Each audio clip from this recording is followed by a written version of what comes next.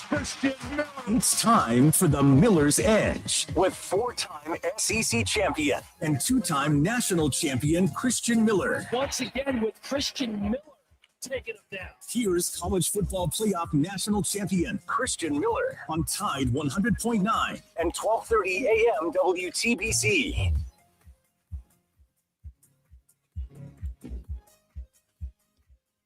And welcome into this Friday edition of the Miller's Edge, Tide 100.9, 12:30 WTBC. Hope you guys are doing about as well as you can. I know we're starting the new year, probably not on our best foot, right? After Alabama suffered a devastating loss, 38-3 to Indiana. The Hoosiers getting the job done in the Rose Bowl. The first top seed, I guess, well, yes, definitely top seed, but the first top four team, right, to actually win their first game in the playoffs. We're going to talk about it. You guys know how we do, man. We're going to deep dive in this matchup. Now, in terms of tape, because I know you guys love when we break down film, I'm not sure if the tape is uploaded. I don't think it is. So I don't know if I'll have the tape today, but don't worry. I might bring up the TV copy for a few plays that I definitely want to dive into. And just know once that tape comes on, we're definitely going to dive into it. But I'm going to offer you all my thoughts. I went back and watched the game, or at least the TV copy as well. And there's a number of things to talk about. And we're going to discuss it. We're going to be honest. We're going to give you our football perspective here. And I know you guys have a lot that you guys want to get off y'all's chest as well. So feel free. We'll open the space to everybody, 205-342-9904. So make sure you guys are ready for that. I know sometimes it's hard to get on the phone lines, but I promise we're going to do our best to get everybody on here.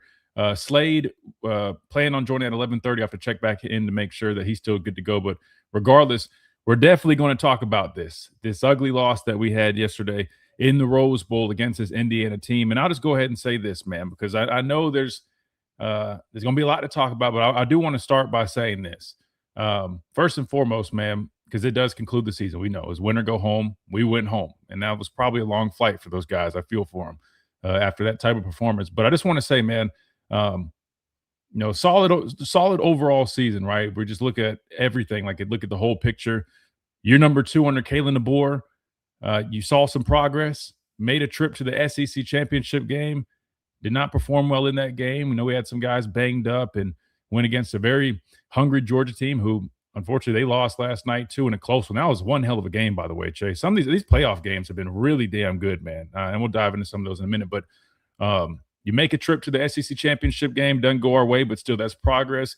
You earn a berth in the college football playoffs under year number 2, right, which is great news. You get a first-round win against an Oklahoma team on the road, and we all know what happened yesterday afternoon, and trust me, we'll talk about that. But just want to basically shout out to all the guys on this year's team, man. I thought it was a year full of some highs, some lows, some good, definitely some bad in there, but they're working. And they have a lot more work to do. Absolutely. There's a ways to go until we're quite there. I know Coach DeBoer defined it as a fine line from where we're at and where we're trying to be at. I think that line might be a little bit thicker than maybe he sees it, but I get it. He's the coach and, he's in the media. He's going to try to be positive. But that said, you can at least acknowledge that there's been growth in year 2 under Kalen DeBoer. And I can only imagine this is going to provide fuel for not only him, that staff, but these players.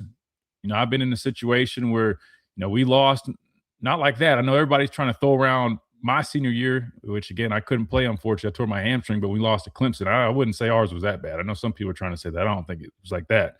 But typically when you have an outcome like this, it stings, man, and it leaves a bad taste in your mouth, and hopefully that's the way these guys take it, the guys that will be returning.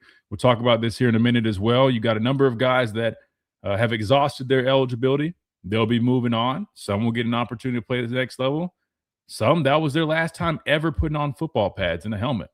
And so before we dive into the breakdown, because, again, we're going to be honest, and you guys know, sometimes it's not the prettiest thing. We talk about the truth, but I do want to start by saying shout out to all the guys from this season. Again, still a solid season. Maybe didn't win that national championship, maybe fell short of the SEC championship, but these guys should hold their head high. I thought, they had some big moments this year. A lot of guys showed a lot of improvement, right? From the linebacker group, I thought those guys showed so much improvement throughout the course of the year. Defensive line stepped up. Guys like Yanze Pierre really coming along. I mean, the secondary, they're one of the best groups in the country. A lot of lockdown coverage, forced a lot of turnovers. Like I said, there's a number of positives, and I also want to point those out because I know sometimes, especially in moments like this, it's easy. Everybody starts piling up on all the negative, which don't get me wrong. You know us, we're very honest, and we're going to be critical in I shouldn't say positive. We're going to be critical in a respectful way because you need to have that type of criticism to grow. I believe in that. I think some people have gotten a little too soft. They try to avoid all criticism. I don't believe in that. But I do want to acknowledge some of the positives and give credit where credit is due because these dudes fought. They battled adversity. They battled injury. And they did some really good things. So shout out to the seniors, all the guys that are moving on. Best of luck to them. I hope they have, phenomenal NFL careers or whatever careers, even if that's in business or whatever, because that's really what it's about, man. You come here and you come in as a young man and you leave a little more grown up, and I think these guys have been definitely put in some good positions, whether it was, with Coach Saban initially, then with Coach DeBoer, who's a really great person, does a really good job with his group. So just wanted to start with that, Chase, because I feel like that was very, very, very much needed. I know we talked about it. If you guys listen to me and Gray on our post-game show, we definitely wanted to acknowledge that because there's a lot of emotional players after the game, and I can attest to it. I mean, I hate it for guys like Ty, who he gets hurt, he couldn't finish, had to watch that. That's how I felt watching the Clemson game in 2018 when we lost. I warmed up, but wasn't necessarily cleared to really go in the game, so I didn't play at all, and I had to watch. And it's not fun watching your team in a position like that and not being able to do much about it. And it's also not fun when reality sets in that, hey, that was my last time putting on a Crimson Tide jersey. So definitely feel for those guys. But no, I mean, they've got a strong bond. They did a lot of good stuff in their careers here. And I think there's going to be a lot of success in the roads ahead for a lot of those players. So I wanted to throw that out there. Now that we got that out the way, Chase, we got to be honest here in a minute. And I'm gonna wait till we come back to really dive into the breakdown. But we're going to call it, like we say out here, we're going to call a spade, and we're going to be completely thorough and honest with this breakdown. So y'all be ready. So if we got some people, listen, I gave you some positivity because I always want to do that. But if you guys can't take honesty with some of this criticism, man, you might maybe turn it. It's not going to be bad at all. I'm just telling you guys a heads up. Like, I want to be completely honest. And we're going to assess everything, not just this game. We definitely will do that, but some of the things that I feel like led up to this point that we have been discussing on this show, not just this season, past couple years, a lot of things that remain to be the same, a lot of issues that have been glaring for quite some time, a lot of blinking lights like Coach Saban has once referred to them as.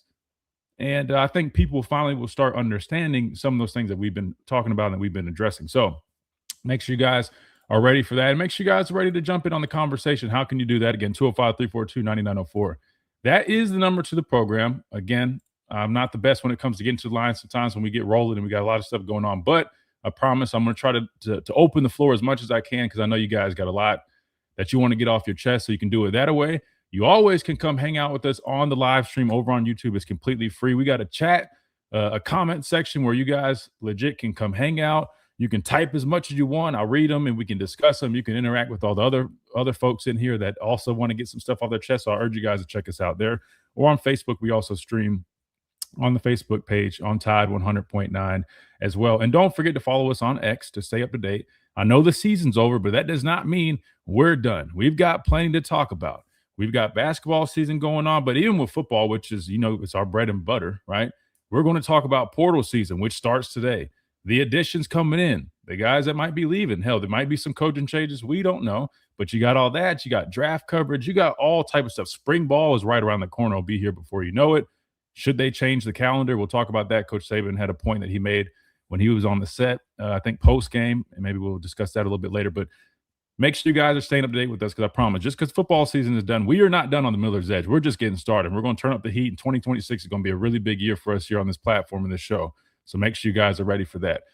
That said, Chase, let's do it. Let's go ahead and have our first time out. That way, when we come back, we dive into it. Again, Alabama falls short in the Rose Bowl, 38-3. The Hoosiers, a team who a lot of people had been talking about. Again, we gave them credit here on this platform. We said they're a good football team. They don't make many mistakes. They're going to make you earn it. You're going to have to force the issue. And I ultimately said, if we revert back to some of our ways that we had seen the latter half of this season, we would not beat this very well-disciplined, well-coached, well-executing Indiana football team. And that's what happened. I put out a tweet, and I'll end this segment on this. And I know some people were like, oh, man, you're just trying to make us feel better. It wasn't trying to make people feel better. It's just I think two things can be true. And I'll put it like this. Did we go out there and get our ass whooped? Did Indiana put belt to ass on us yesterday? Absolutely. There is no denying that. 38-3. They dominated us in every phase of the game. There's no denying that. However, Chase, two things can be true, and I think it is important to at least acknowledge this, and this is why I put this tweet out. It wasn't, trying to get sympathy for our guys or our team or anything like that. No. But I do think people need to remember that you did just go out there and play the number one ranked team, right, in the country, a team that's unbeaten still, a team that beat an Ohio State team that had probably the most talented roster in the country. This team featured a Heisman Trophy winning quarterback, a potential number one overall pick, a team that's statistically elite in almost every metric, offensively and defensively, all while putting that all together and coming back after almost a month off and playing probably one of their best games of the year. Again, I don't say that in a way of making excuses. I say that in a way of people need to at least understand, like, the recipe was there. You're going against the number one team who's really, really good, who plays a really good football game, and you've got an Alabama team who reverts back to some of their old, bad habits, right? And that's the result you're going to get. I think anybody that knew, both of these teams knew if Alabama showed up and played one of those bad games that we had seen, and Indiana showed up and played a good game, it wasn't going to be good. So I guess and I also need to own up. Hey, I said Chris Fowler was tripping by saying they could run away with it. I thought even if they played good and we played bad, maybe a 2-score game. But boy, was he right. They did run off with it. 38-3 was the final, and that will do it, concluding the 2025 season for this Alabama football team. Again, a lot of progress made in year 2, but definitely a lot of work that needs to be done. We'll discuss that. We'll discuss this game and more. Get to you guys as well. 205-342-9994. All right, here on the Miller's Edge, presented by the Good Feet Store, America's art sport experts. Try before you buy, nothing to lose. Make sure you guys check them out if you haven't already. Midtown Village here in Tuscaloosa. Foot pain, knee pain, back pain, hip pain, they'll fix it. Heart pain from that loss yesterday, I'm not sure the technology's there quite yet, but trust me, they will help you in any other way that they can. Make sure the Good Feet Store is a place that you check out if you haven't already. Walk-ins welcome, goodfeet.com for more information. You can throw them in your shoes and they get right to work. Clinically proven to eliminate and alleviate all types of pain in just 4 short weeks. So if you haven't checked them out, make sure you guys do that. You're listening to the Miller's Edge, Tide 100.9, 1230 WTBC. Quick timeout. We're just getting started when we get back.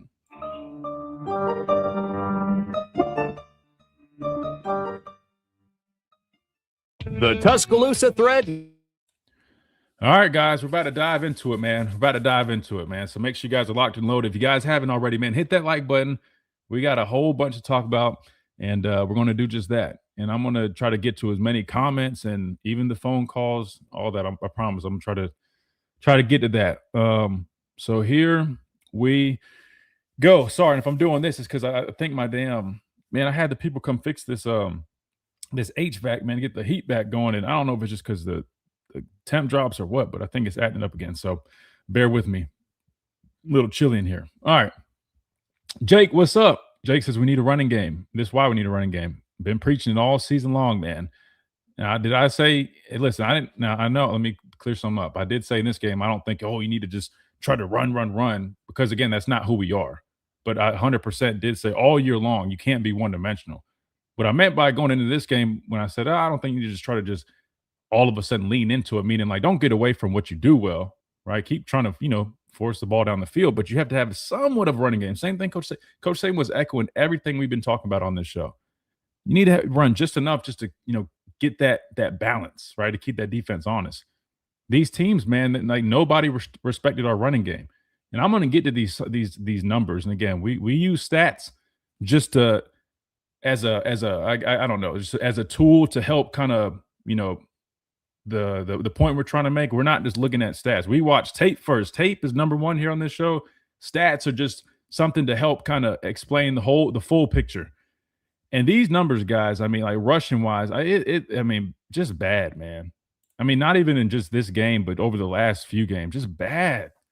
bad. You can't have that. You can't have that. You can't be that one-dimensional and expect to win football games, especially against good opponents, man. It's just not going to happen. Not going to happen. Got to have a running game. Yeah, see, you guys you guys are all on the same page. It's plain and simple. I don't know if the issue is DeBoer or Grubb thing, or we don't have the O-line or running backs to do it. I'm going to be honest with you guys. Listen, our O-line needs to execute better. Man, I can't wait till we get this tape because again, you guys know my rule, man. I can show you better than I can tell you. I can sit here and talk till I'm blue in the face. And for whatever reason, people just don't listen to half the shit I say. Then I show you guys on tape and it's like, there's none. There it is. If you go watch Indiana, these guys do the same shit over and over. It's inside zone, some duo. Hell, they ran some split zone. It's like they're basic concepts. I mean, these guys aren't doing anything like extraordinary that you've never seen. They just execute at such a high level. And these linemen that they have, guys, come on, man. Like, I know they got the guy from Notre Dame, but some of these other players, like they're not doing anything fancy, man. But I think that just goes to show you, like, somebody's got to figure out. We got too much talent for these guys not to be able to run duo and zone. I don't understand that. And welcome back into this free-for-all Friday edition of the Miller's Edge. Tide 100.9, 1230 WTBC, presented by the Good Feet Store. America's arch sport experts. All right, it's time. It's time for this breakdown, guys. We got to dive into it. The good, the bad, and the ugly. Not much good at all. Definitely a good bit of bad and for sure some ugly. So let's talk about it. Indiana, Alabama, Rose Bowl action. Bad weather, all that stuff. The weather actually ended up not being so bad. Field was still a little wet, but wasn't necessarily a factor in this game, but didn't even matter, man. 38-3 final score. Indiana getting the win over Alabama. How did they do it? Let's talk about it. I just said before we went to break, you had a really good team who played a really good game, extreme efficiency, super clean. Schematically, they were on point. They coached us, out-coached us. It seemed like they had an answer for everything we tried to do. Then on us, on the other hand, saw a return of some turnovers. You saw some questionable decisions made, and we'll talk about that here in a minute. Not being able to push the football down the field, which if we can't push the football down the field, knowing this offense that can't run the football consistently, I mean, we're dead in the water. And then, unfortunately, the defense, man, who had been holding up for – and I'm going to have some patience with those guys, even though the way they played in this game yesterday was terrible. But I want to have a little bit of patience with them because for over a month, they've been asked over and over and over repeatedly to be they're put in tough situations, asked to hold up and hold teams to field goals, being put with bad field positions and all sorts of things. And finally, I think they just kind of caved in, man. And by the second half, I mean, Indiana was just having their way with us. And Chase, it was the craziest thing because I could not help but notice. I know there's all the talk about Kurt Cignetti, a Saban disciple, you know, his mannerisms, his approach, the words he uses around the program is so Saban-esque, and I get all that. But I just couldn't help but notice as I'm watching this game, Chase, and I'm not one of these people that, you know, are hard-headed and it's like, oh, it's Indiana. They're a basketball school. No. Because I go off of what I see, and what I've seen is they're a good football team, and that's why I gave them a lot of credit going into this game. But I couldn't help but notice, Chase, the way they play football, running the football, physically, those backs hitting the hole, getting downhill, falling forward, offensive line, just getting good push, climbing to the second level, efficient in the passing game. They're not doing anything fancy defensively, controlled aggression. They bring it at you. They're not even bringing a whole bunch of guys that simulated pressure. They disguise probably some of the best disguising I've seen, making it tough on quarterbacks to make those decisions.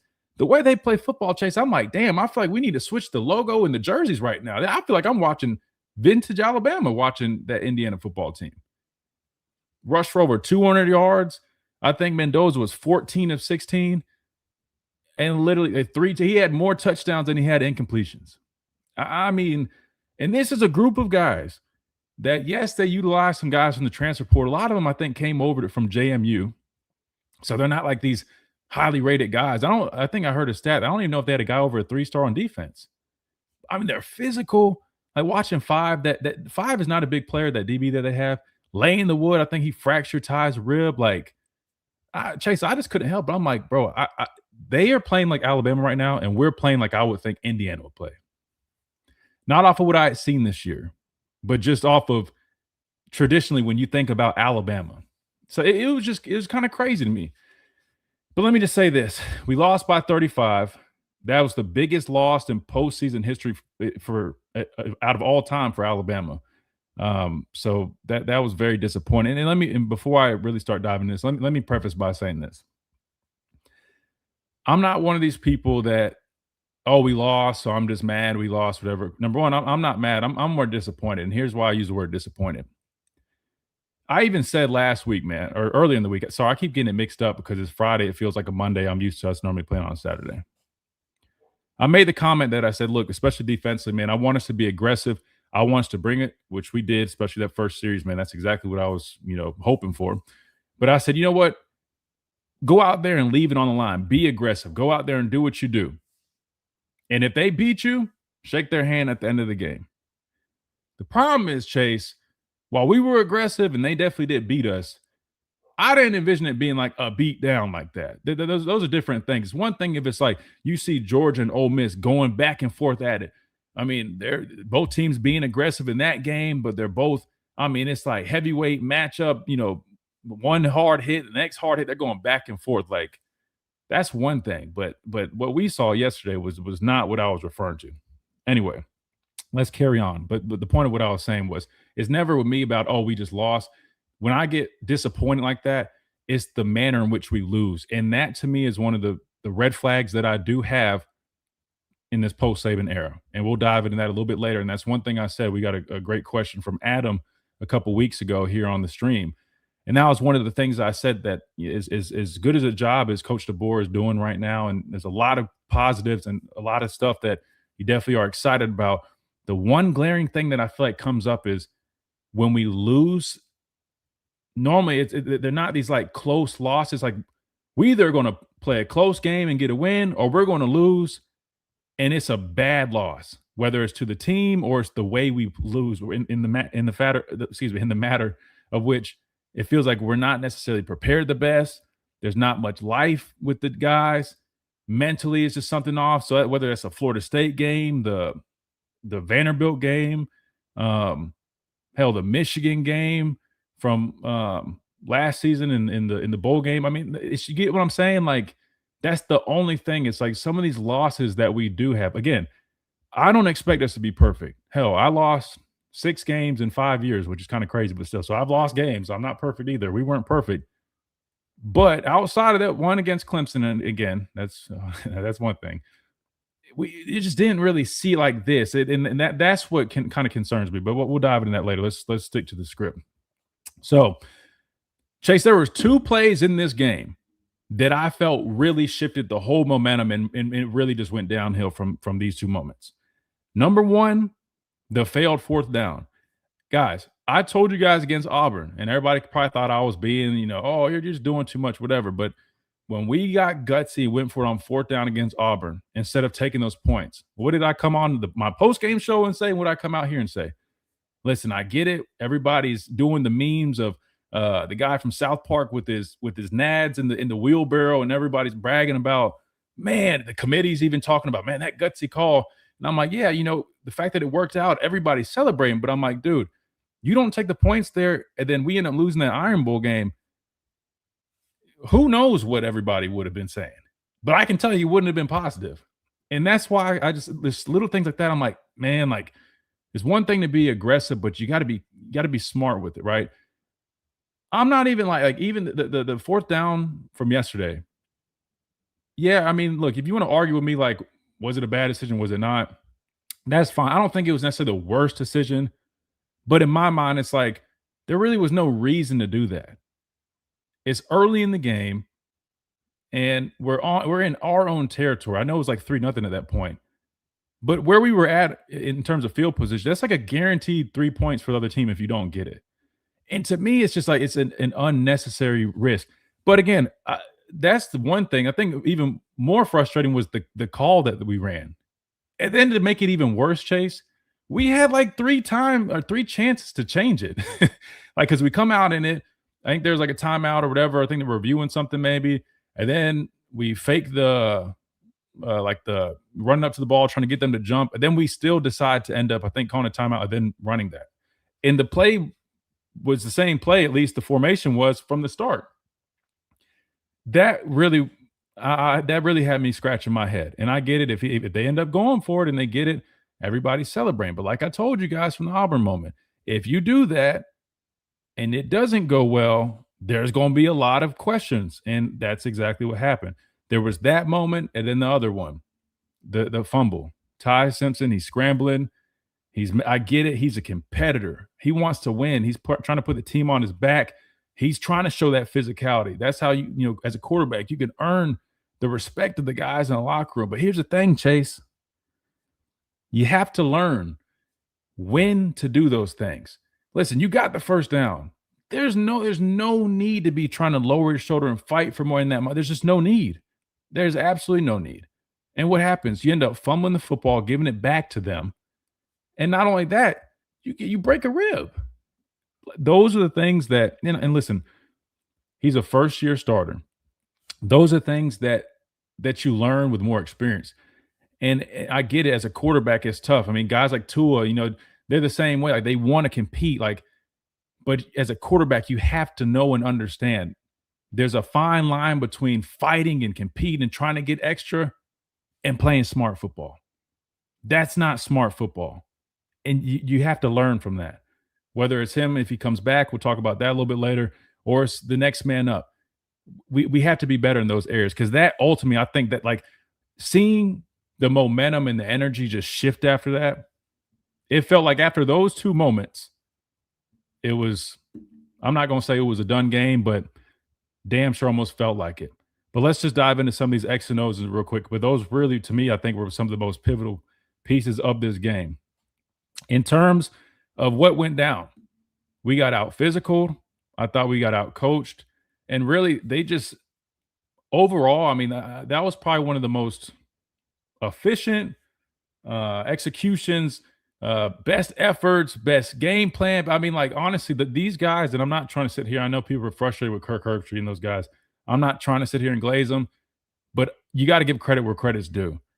I mean, they line up, they get movement, the running backs hit the hole hard. I mean, they're breaking through tackles. But what's crazy, guys, go back and watch. It's not just the offensive line getting good initial push.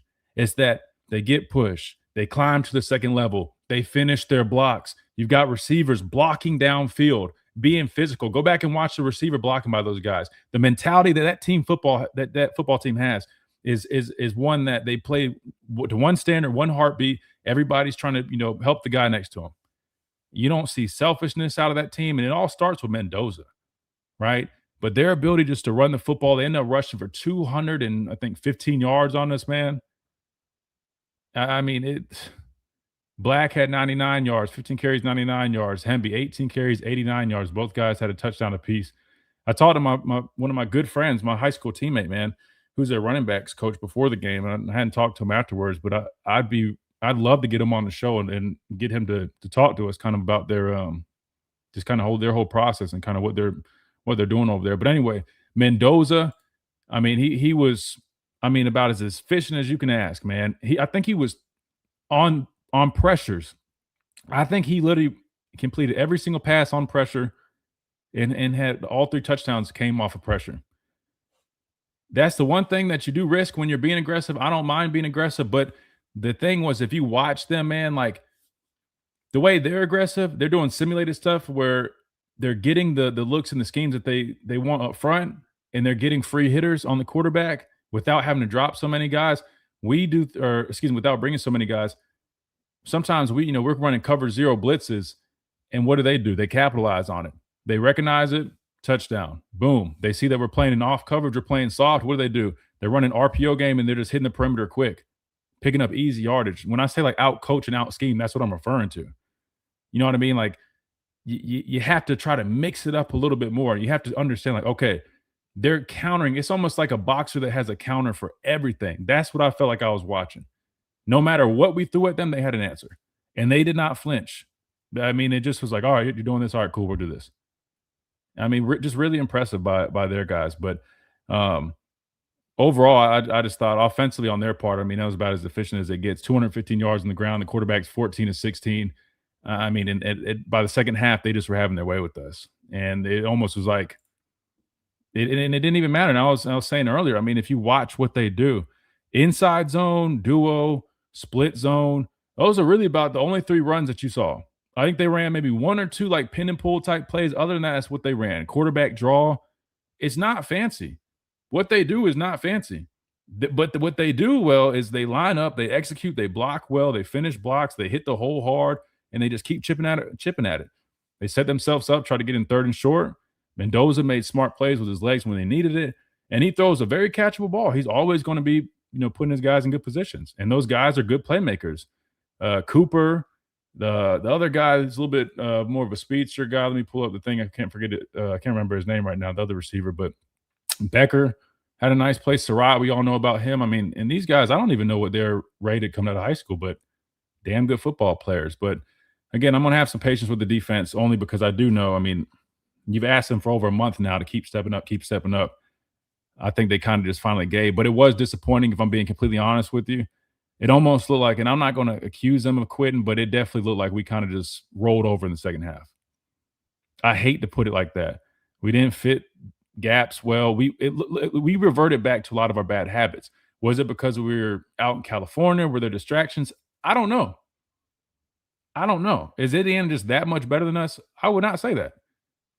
I'm definitely very complimentary of them because they are a damn good football team. But in terms of like talent, we have a more talented roster than them. But they figured out their recipe and what works.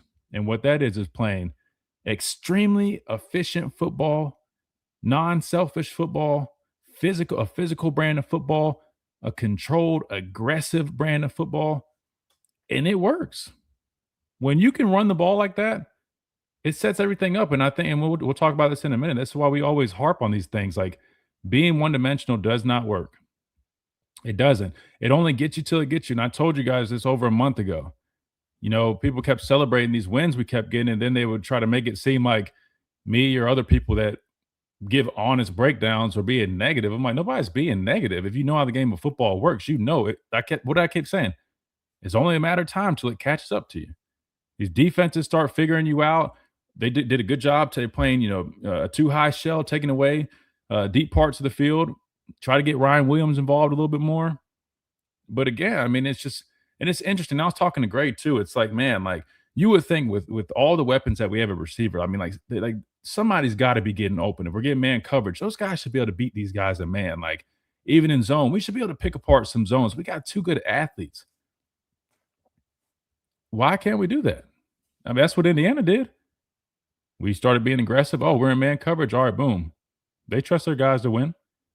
Why aren't we able to do that? You know what I mean? And I think it stems from a number of issues that we've been talking about, and we'll talk about it. So that's really the moral of the story, Chase. I think it boils down to a really good football team who's extremely efficient, does a lot of good things right. They don't beat themselves.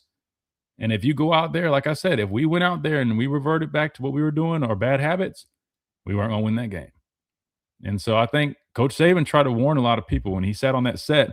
He was talking about his golf buddies. And I don't know why. I think some Alabama fans just saw the Indiana logo and they're arguing with people online. I'm like, dude, stop doing that. Like, stop underestimating these guys. You got to learn, like, yes, we're Alabama, and it means something. But at the same time, man, there's other teams that are good football teams. You got to respect all these opponents. This is not the same. Like, just like Vanderbilt. I know they didn't do great in their bowl game, but still, we're in a different age now, man. There's a lot of good teams. And don't these stars, man, the star system, you can throw that out the window, man. Star system, I don't know, it just doesn't mean the same anymore. We transfer portal and all this other stuff is not the same. So, unfortunate way to end our season. But listen, there was definitely some growth and some positives from this second year under Kalen DeBoer. We'll have to see, what they do with it, how they respond to it.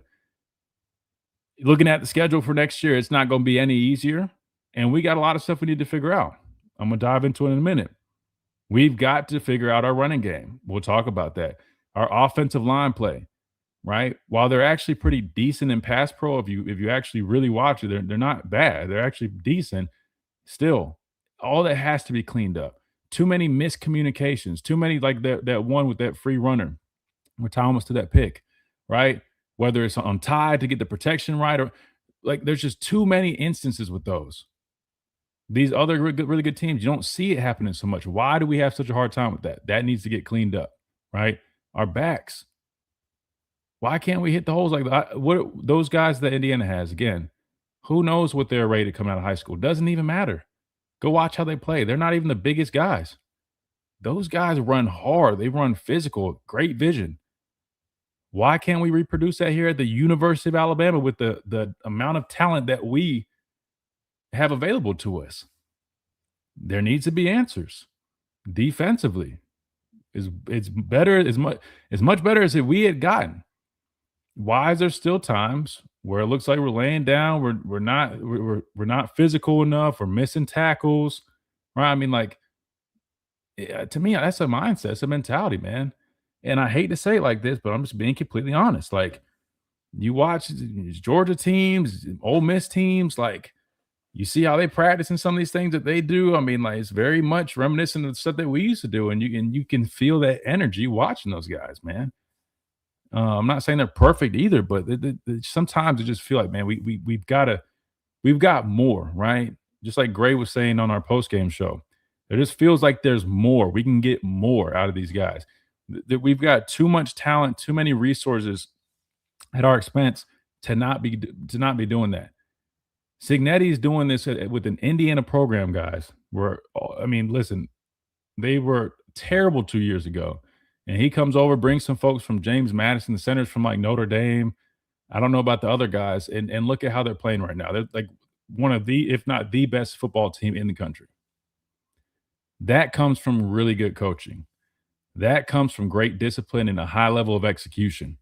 You know, the Jimmies and Joes are a huge piece, but if you don't have people putting them in the best positions or demanding it out of them, you're going to be a step behind. I think we witnessed that yesterday in the game against Indiana. All right, I'm going to be quiet now. I know I've talked plenty. I know you guys got plenty of thoughts. We're going to catch back up. So we're going to hit a timeout. When we come back, we got folks on the phone line. We'll go to you guys. We'll respond to the chat. We'll talk about it and more. We'll let you guys vent. Again, it is a new year, so we're going to turn the page here in a little bit, but we got to break this down and then we're going to move forward, man, because there's going to be a lot of stuff coming up. Again, transfer portal kicks off today. It's already madness. And trust me, it's going to be it's going to be crazy. You got teams in the playoffs still. They're going to be having to worry about guys being poached, tampered with, hitting the portal. I mean, it's it's about to be a circus. So buckle up, guys. College football is about to get wild, but don't worry, we got you covered on all of it. So make sure you guys are staying up to date right here with us on the Miller's Edge, Tide 100.9, 1230 WTBC, presented by the Good Feet Store. America's Art Sport Experts. Quick timeout. We keep on rolling when we get back.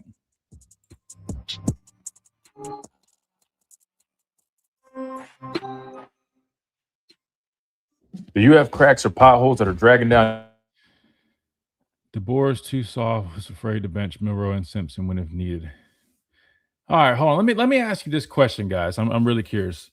And again, this isn't me just trying to take up for my guy. I'm asking a genuine question because I really don't understand this logic. I'm seeing a lot of people say a lot of stuff on social media, and I'm talking about our own fans saying, you know, fire this coach, fire that coach. We're too soft. This is the worst offensive line. It's the softest team I've ever seen. This team is this. This coaching staff is that. Which again, y'all are. I'm not. Y'all are fine saying whatever you want to say. It's y'all's whatever. But here's my question, guys. Why is it that not you guys necessarily, but why is it that so many fans persecuted Damian Harris, saying a lot of, I wouldn't even say a lot of similar things, because listen, I think him saying like, listen, let me just say this. Him thinking Coach DeBoer was on the hot seat, that was way too far. And then also, like, I get it. Like, if you're in the media and you're saying like Alabama's not a playoff team, number one, he's entitled to his opinion. And just because he played here doesn't mean he has to say or do anything. However, I could totally understand as a fan that would be frustrated. And to Roman's point in that article that I read, you got to be careful with your words because there's voters like the committee and this and that. And if you're saying that, I could understand why people be frustrated on that front. But in terms of like what he was saying, I'm not trying to say, oh, go back and say, oh, he was right. But to be fair, a lot of stuff he was just saying about like, you know, not always playing up to the standard, coming out and looking a certain way.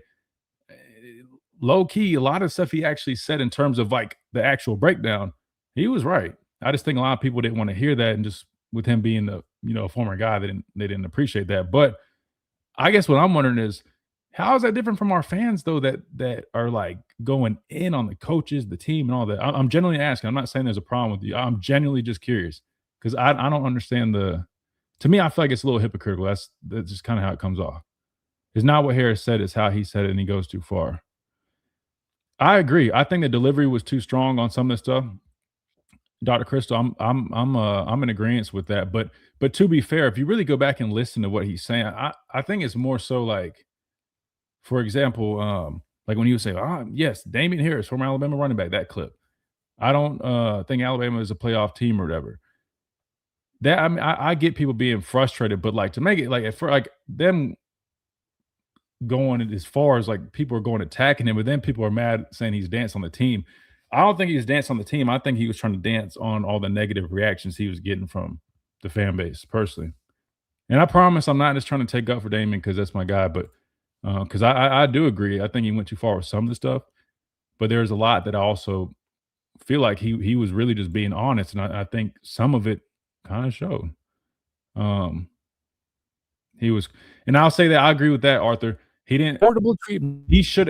That's another thing. He should have gave Alabama more credit when they beat Oklahoma. And you know what's crazy? I thought yesterday, I was like, man, yesterday would have been a perfect time to help kind of not necessarily fix the whole situation, but I think Damian, he missed an opportunity to say, great season for the guys. Unfortunately, some of those, what we saw yesterday were some of my concerns, that I was trying to put out there, looking forward for another season. I think if he said that, it could have kind of just, you know what I mean, help mend this whole thing, but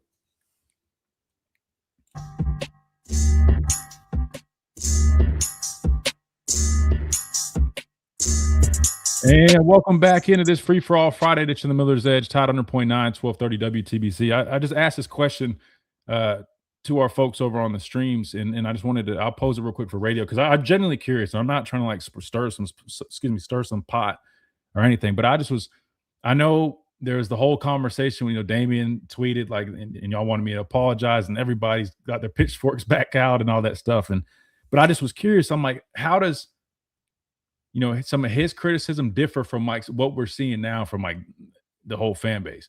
And all I was saying was, I just feel like sometimes it feels like a little I don't know, a little hypocritical to sometimes, because I'll see some folks going on here on Twitter just, setting the team on fire. Then with him, I do agree. He definitely his delivery, or he went too far with some of the things he said. But also, I do think he was just being a little critical, which is part of his job.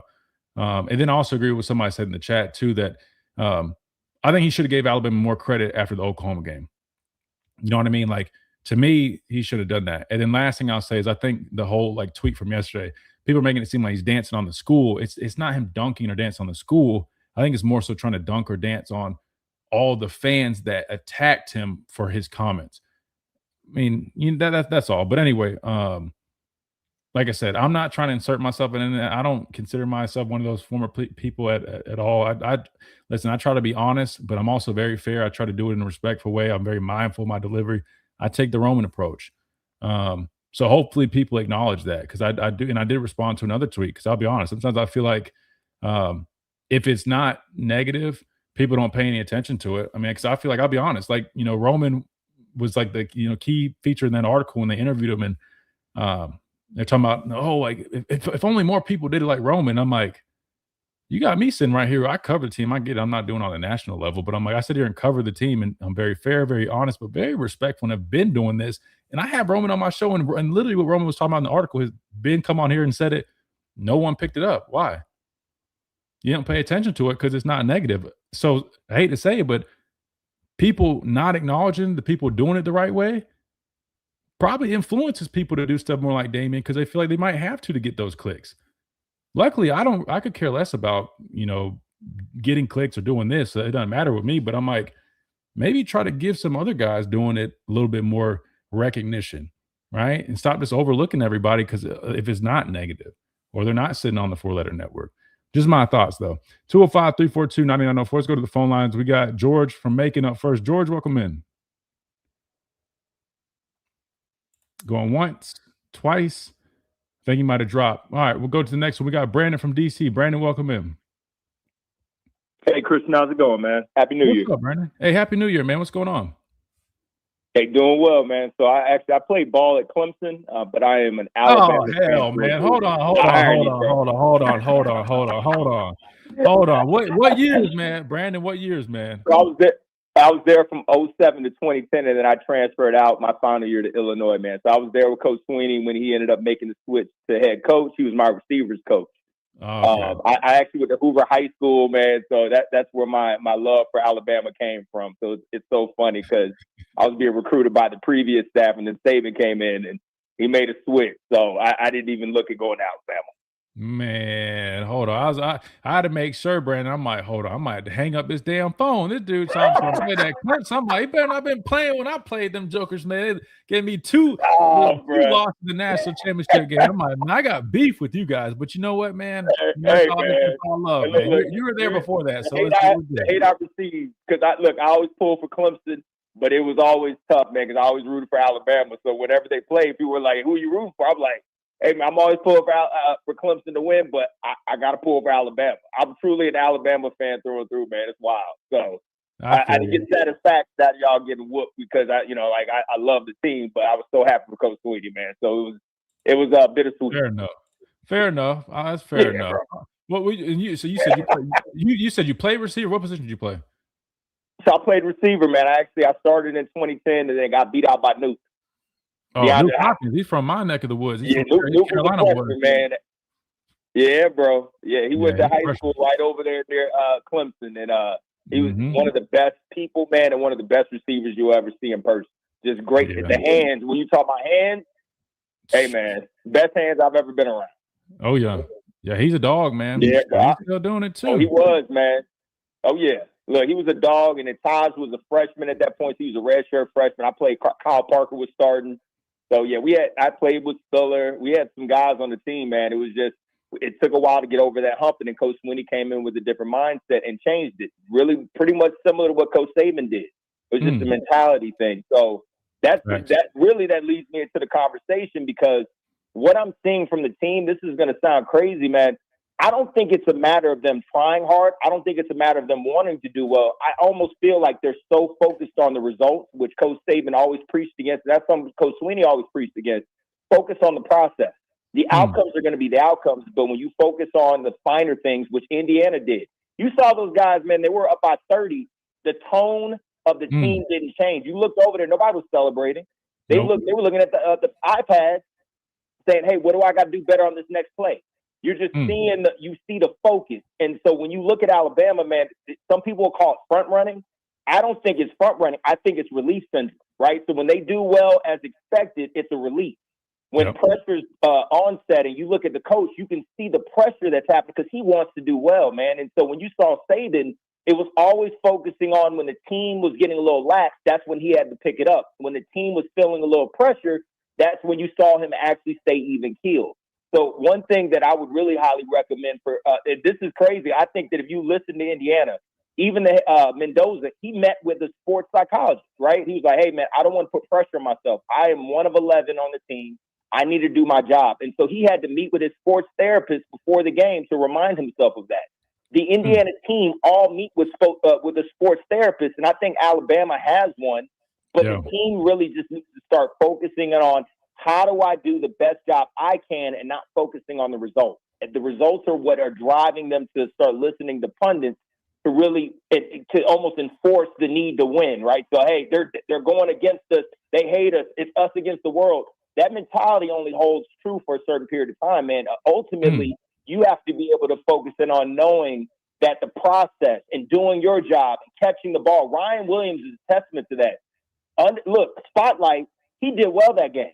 He was catching the ball with his hands. He took a big hit, going across the middle, got right back up, right? And so he has that mentality. When you listen to him, the pressure was getting to him, right? He had the expectations. He's on the cover of the NCAA game.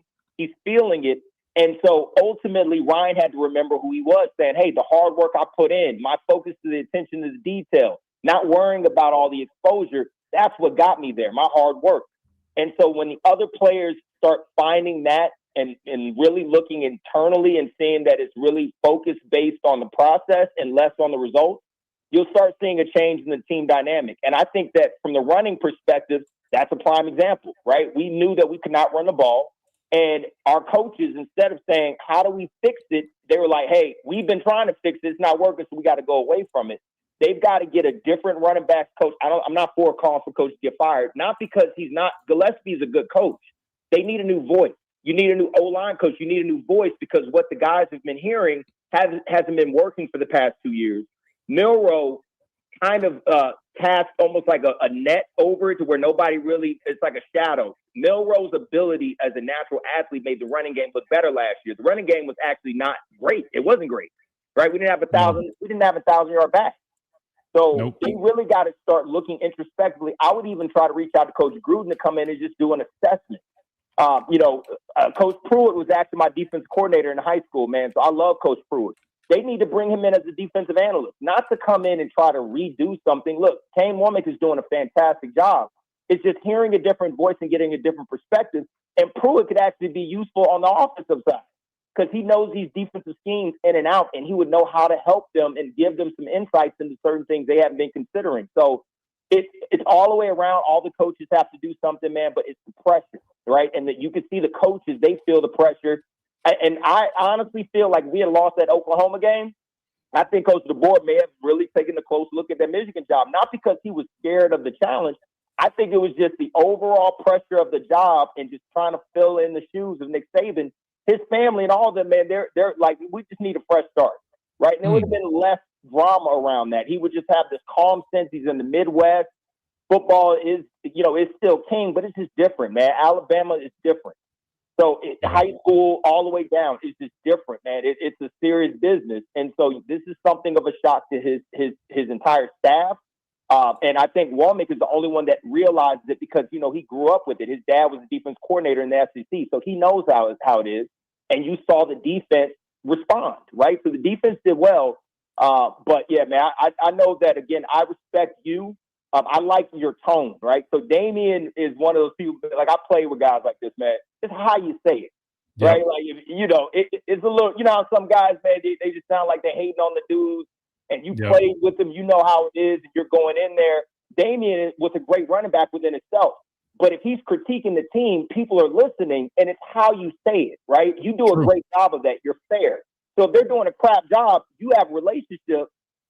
You got to be a little bit more cognizant of that. You can't just say things a certain way, right? Absolutely. So Christian, keep up your mentality because if you do things the right way, guess what happens? Eventually things will work in your favor the way they're supposed to. If you do things the expedited way, guess what happens? You end up like the Alabama team. You start focusing on the results and you change the behaviors and habits that got you to the point where you're at right now. Those people don't use them as a beacon to where you're changing what you do. You do what you do because that's what's gotten you to the point where you're at because those are God-given abilities that you have. You have an ability to speak. You played the game. You have the insights. Roman is a prime example of that. He's done things the right way. He may say certain things I don't agree with, but it's how he says it that really gives people saying like, hey, he has credibility because he's been in the building, but he's also getting credibility from the fans because they don't feel like he's just kind of, crapping on the team. Absolutely. So Damian is become a little bit of a shock jock and how he just all of a sudden just piled on. That tells me right there, it's like, bro, those same people that you're peeing on, remember, at a certain point, even if you reach certain levels, you're not going to be able to go back and mend some of those relationships.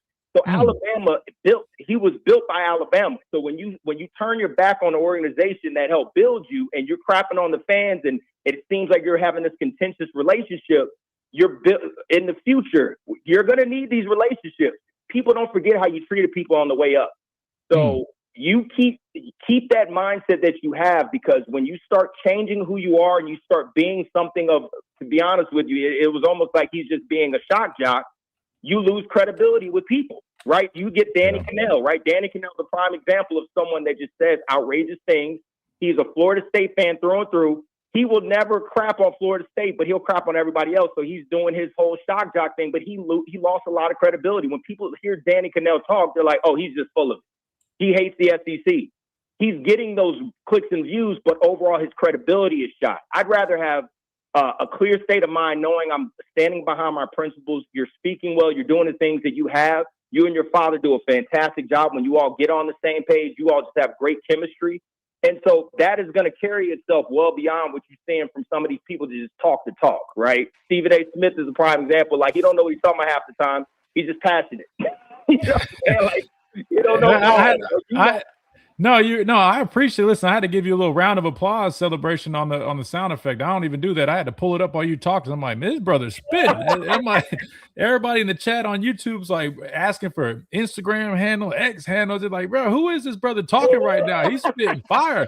Matter of fact, because we got to hit this top hour break, I hate to do this while you're running, but no, it's all good, Christian. No, do me a favor. No, and I'm dead serious. Shoot me a message on Instagram or something, man. Hey, I want to start getting you on the show. I don't know what your schedule is, but I want to start getting you on here. Maybe like, you can either my personal one or the Miller's Edge, either one. Okay, I'll shoot you a message, bro. We got to chop it up some more, but I appreciate the opportunity, man. Keep up doing what you're doing. It's going to work itself out. Don't change who you are, Christian. Your dad is going to tell you that. I know he's not a Bama man, but he's a great man. So just do what you're doing, bro. Let God lead you, and don't change who you are, because that's what's gotten you to this point, man. I'm so proud of you. Keep it up. Keep grinding, and knowing it's going to work itself out, bro. Yes, sir. Hey, Gabe, big blessings to you, man. Happy New Year. I appreciate it. Great meeting you, Brandon. Seriously, and I'm serious, man. Shoot me a message, please, so I can get connected with you. And I know our listeners, man, they want to start keeping up with you as well. And we'll start getting you on the show, brother. We got to start chopping up some ball, man. Really good stuff. Hey, sounds good, bro. You take care of yourself. I'll shoot you that message. Yes, sir. It sounds good, man. You too, bro.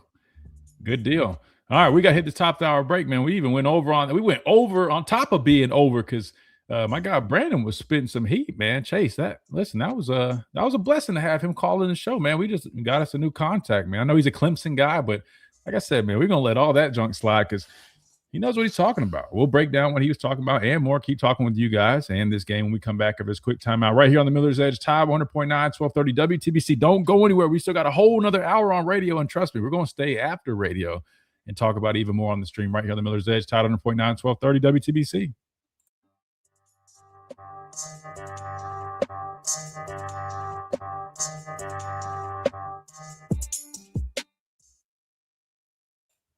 Dang, that was dope, man. That was dope. Shout out Brandon. He said he's from the Hoover area, man, but he played at Clemson. Start getting him on the show, man. I like it, man. Great delivery. He's smooth with it. Very knowledgeable. He knows what he's talking about, and I agree with. Only thing is, I don't know if I would have thought Coach DeBoer necessarily would have took the Michigan job. I get what he's saying, but I think Coach DeBoer. I mean, to me, he's down for the challenge. Personally, I don't think he's not, but I do think he's going to have to make some tough decisions around him. Personally, I think he's going to have to make some decisions. And he kind of alluded to that in the post game. I don't know if you guys caught that, but he said, getting the right guys, like getting the right guys around with the right, goal, all that stuff. And to me, that gave the impression he was referring to, players, coaches, everything. And it starts today. Transfer portal's opening up. And I'm going to talk about that. Let me see if I can catch up on some of this chat stuff. I apologize, guys, because y'all are killing it in the chat. And just a quick reminder, if you guys haven't, man, smash that like button. That just helps us out, helps push the show, helps us reach more people. I think we're at 50 likes, which we're killing it. But I think we got around like 90 in here. So if we can get up to like 60, 75, we can do it. It just takes 2 seconds. If you guys haven't, man, just hit that like button. I appreciate it. It always helps us out. So yeah, we're all in agreement. Now it makes total sense. I get what you guys are saying 100%, like with the delivery and kind of how Damian, and I agree with what Brandon was saying 1,000%. I guess my thing was more so is like, and you're right. I guess he has a different responsibility. It's different if like a fan's tweeting something versus him with his platform. So I just was kind of confused. I'm like, man, I feel like I'm seeing some of the same pages that are like going at him for saying stuff, tweet things like fire this guy, get rid of this guy, this player is trash. I'm like, dang, man, like I feel like that kind of falls in a similar boat to kind of what they're mad at him for. But I get it though. I get what you guys are saying. It makes sense. Let's see. I don't know if getting an OC. I don't know if getting an OC run more into a scheme or will improve our offense. Listen, I'm just going to be honest with you, man. Well, let me get to this first. I'm sorry. We got to catch up on this. My guy, Ron Hollywood, with the $5 super chat. I promise I wasn't trying to ignore you guys, man. We were on those calls and on radio. So let me move this out of the way so I can read it. My guy, Ron, says, Christian, I love your show. DeBoer has to have some tough conversations with coaches and players. I hope he does, and I'm still in his camp, by the way. Wait, that's literally what we were just about to start talking about. So that's crazy that lined up. You're 100% right. I like DeBoer. I think he's a great football coach. I think, listen, I mean, you hear my dad talk about it, man. Like on a personal level, for sure. I mean, he's one of the greatest people I've met, man. He's very solid through and through. You can see the care he has for his players. You see how much they love playing for him. All that's great. But at the end of the day, it's about winning. You know what I mean? It's still a business. Like we want somebody that's a leader, man. We want somebody that can help develop these guys and the young men and go do great things. Like all that. I mean, he is check. And he also checks the box in terms of winning. But I think in terms of winning here at the University of Alabama, it's going to require him to continue to get out of his comfort zone. I think the difference we saw in Coach DeBoer from this year, from last year, it was significant. He felt more loose. He felt like he had a little bit more control, a little bit more potential to really coach his guys harder and challenge those guys. But I think he's got to take it a step further if he wants to continue to grow and if he wants to continue to have his best shot at having success here. I just think that's what's going to be necessary. And those are going to include some tough conversations, like Ron said, with coaches, players. You got to keep demanding more because it's only going to get more challenging. Teams are getting better, not only in this league, but around the country. And we've witnessed that.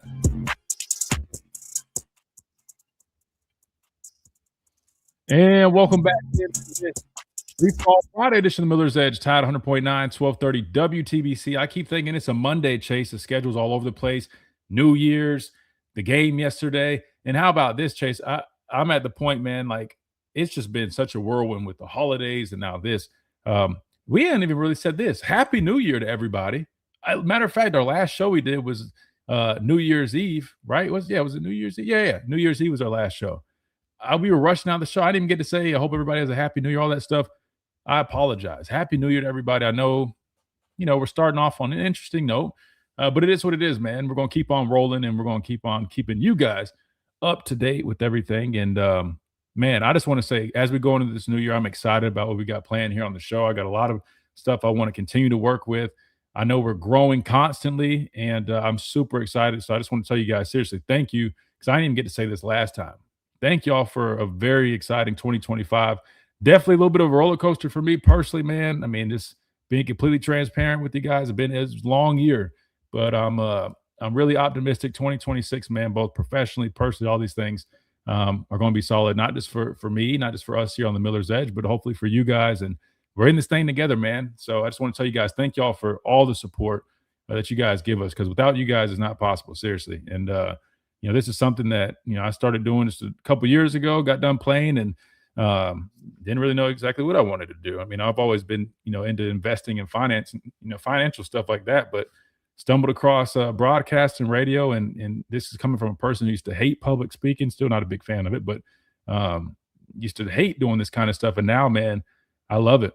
I love, being able to come on here every day, talk football with you guys, help, teach the game of football. I'm passionate about that, helping people really understand what it's about. And I couldn't do that without you guys. I just wanted to tell you guys thank you so much, because I didn't really get to express that the way I wanted to before the year concluded. So that said, we're recapping the Rose Bowl. Big shout out. Speaking of support, man, seriously, big shout out to Adam with a $50 super chat. I got to show him love on the radio side of things too. Adam always is in here supporting, and again, just like everybody else, we're thankful whether you support financially or just listen. But seriously, especially Adam, man, he's so generous. Seriously, thank you, Adam. He says, as someone who played at the highest level, what stood out to you on film that explains what happened on the field?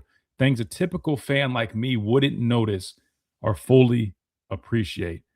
I mean, that honestly is a really good question. Watching the game, outside of just the basics, like, oh man, like they executed well, or man, we didn't do this. I would say that the flow of the game, to me, Adam, is a couple things. Our inability, let's start with the offense, our inability to run the football. it continued to be a problem down the stretch of the season. Against Oklahoma, we found ways to hit those explosive plays. And what did I say? Hey, we have to keep having those things return, right? Like if you're not going to have the ability to consistently run the ball, I'm not saying like we can't run it at all, but we don't do it consistently. That's just a fact. Like no one can deny that. If you're not going to have that, you've got to be elite in another area. We hadn't been elite in the passing game in a while, and that was what was keeping us afloat. That's what we were able to really lean on early on in the year when we didn't really have that running game. But it dissipated, it disappeared. And in this game, it showed that. What were they doing to help take that stuff away? They get great pressure on the quarterback. They do it with only really bringing 4 guys, sometimes 5. When I get the tape, I promise I'm going to show you guys. But a lot of simulated pressure stuff. And what makes them so good, it's one thing to be aggressive and to call blitzes, but it's another thing we always said as a defense. If we're going to pressure, you guys get it. You got to get home. You better get home. And when I say get home, that means you got to get to the quarterback. If not, we're just wasting bodies, and it's putting more stress on our secondary players. For example, that touchdown that Mendoza threw, it was cover 0. I mean, we brought everybody. There's no help on the back half. We're playing off, trying to have a little bit of a cushion, knowing we don't have help behind us. If we're going to blitz that aggressively, you got to get home. We didn't get home. Mendoza sat back there. He recognized it. Great route by his receiver. Touchdown. You know what I mean? There's those little things. Some other things that really stood out, I talked about earlier, just like their ability just to finish things, just fundamentally sound. I mean, like they don't mess up. I mean, in terms of like in their running game, again, I wish I had the tape to really show you that. But if you watch in the game yesterday, the way they ran the ball, man, I mean, they got great initial push. They're climbing to the second level. I didn't think we were getting off blocks great. I feel like guys on defense were kind of hanging on to blocks too long, not shedding, not trying to make a tackle. We reverted back to how we looked against Florida State, to where we're trying to just go fit guys, or we're trying to run around guys and expecting somebody else to make the play. Like, you can't play like that. You got to be aggressive. Everybody needs to have the mindset, I'm doing my job. But as I do my job, I'm expecting to make a play. You know what I mean? Because I had to learn that mentality, because there was a while that I used to think like, oh man, like with Coach Saban, and he'll jump you if you mess up. Like I'm focusing on doing my job. I know how important it is to be a trustworthy football player. But then the next step is doing your job is not enough. If you want to be a good football team, doing your job is one thing, but then you got to take it to the next level. You got to do your job and make plays. And we just weren't really seeing that with our guys on defense. And look at them. I think it's just really, man, their team, again, they don't make many mistakes. They don't. So you have to force them. We didn't do enough to force it. When I watched the tape, I mean, like at the first series defensively, like I thought it was great. I mean, the first play of the game, we brought, I think 6. Like we brought heat. It's a sack. Third snap, a sack. We had 2 sacks in the first series, being aggressive. The problem is, Adam, they adjusted. They had to get their feet wet, like Mendoza was talking about. They had to get their feet in the ground, kind of get acclimated. And then when they adjusted to some of the pressure that we were bringing, I felt like we didn't then respond and try to, better prepare ourselves, knowing that they're now expecting some of that pressure and they're doing things to counter it. That, when I made the comment about being out-coached, it's little things like that. I didn't feel like we fit things great. I saw guys kind of running around blocks instead of really attacking them. I saw guys not getting off of blocks defensively, offensively, missed assignments, guys up front, just not, like left guard, I saw a number of times. And credit to Indiana. Go back and watch. Here's something that fans might not have realized. Not only are they strong and stout on the line of scrimmage, but they run a lot of movement and twists. And I talked about that when we did the early preview. They do a lot of run stunts, and it's almost like their tackles will set picks for the other guys. That's hard for an offensive line, but you got to find ways to counter that. You know what I mean? Like, you just have to. But and then we do a lot of that too, and that's helped us out. But we didn't see as much success with that. But I promise when we pull up the tape, Adam, I'll break down everything. But just kind of off the top of my head, those are some of the little things. I feel like they took away a lot of the deep stuff. I mean, they were playing a lot of too high. I just felt like, again, I hate to be this guy play calling offensively. I just don't think we're putting our guys in the best position. I do give credit that we finally tried to involve Ryan some with some of the quick passing game, is get him the football. I thought, look what it did to his confidence. I thought his confidence seemed to be coming back a little bit, but just weird though, man, because it's like last game we played, Latia Brooks was the guy. This game, how many targets did he have? I know he had one because he got lit up. How many total did he have? I don't even know how many targets that he had. He didn't have a catch.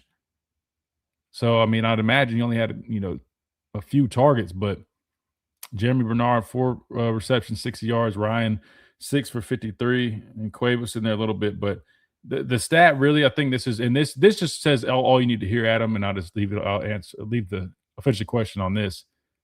Ty Simpson, our leading rusher, 3 carries for 17 yards. Team total of 23 yards. Georgia, -3 yards, whatever point that was in the game. I can't remember what it finished at. You can't have an efficient offense like that. It's just not going to work, man. It's just not going to work. And that's kind of the moral of the story. But Adam, seriously, thank you guys, or thank you so much, Adam, for all the support, man. Seriously, it's incredible. I'm not kidding. Please, just like Brandon, send us a message, man. If you like us, do some advertising stuff. I'd be happy to get you on that. And speaking of that, with the new year comes new opportunities. So we do have plenty of sponsorship opportunities opening up. If you guys are interested in that, we got a new thing that I basically redesigned it, where we're doing just like an all-in-one, lowest price ever, more exposure than ever. We're keeping it simple, and we're just going to sit there and just let you guys get to work. So if you guys are interested in that, please hit us up either on social media to get more information, or you guys can send us an email at the Miller's Edge. No, that thing is social media. The Miller's Edge at outlook.com. So if you guys are interested in that, we got plenty of information for you guys to check that out. But let's do this, Chase. Let's hit a timeout to stay on schedule. When we come back, we got more phone calls to get to. We got plenty more to discuss. I might just pull up this TV copy. Hell, I don't care. I'm eager to show you guys this tape. I don't think I can wait till it gets uploaded. I'll probably do a little bit of that as well. And we keep on rolling right here on the Miller's Edge Tide 100.9, 1230 WTBC.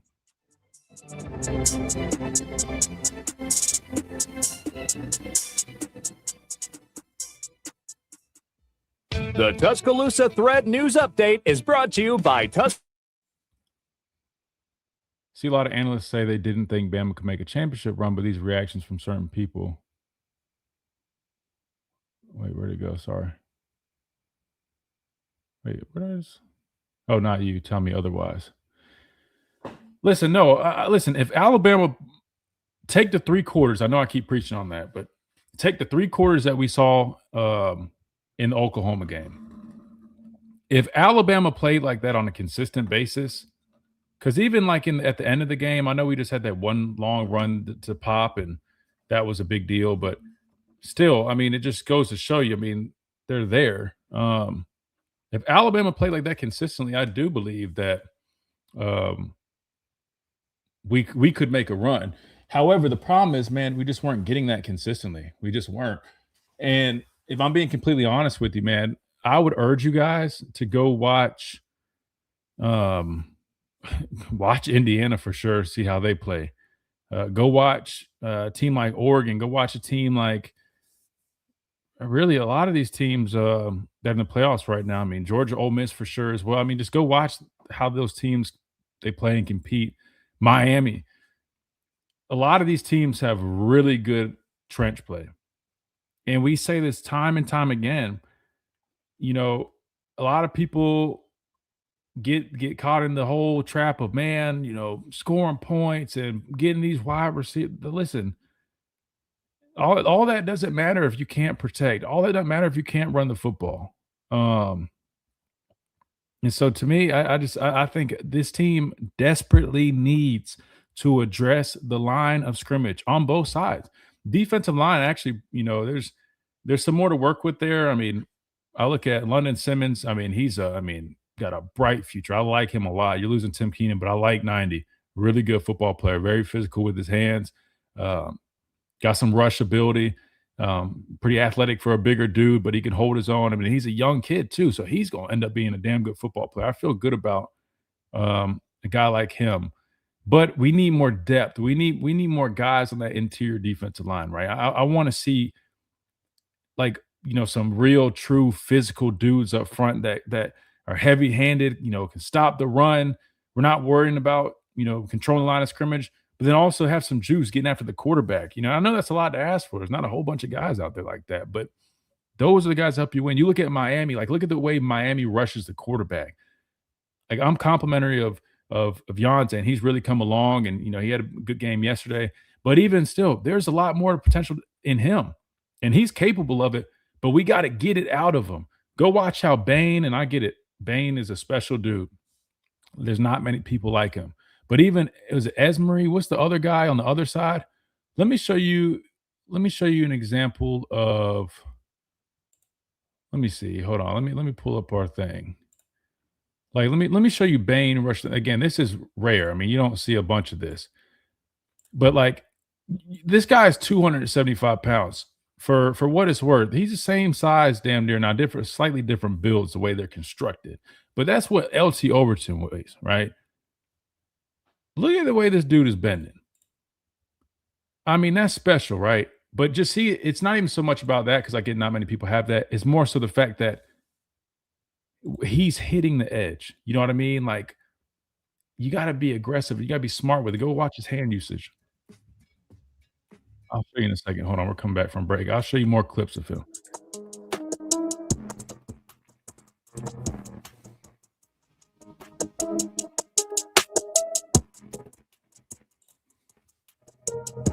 And welcome back into this free-for-all Friday edition of the Miller's Edge, Tide 100.9, 1230 WTBC, presented by the Good Feet Store.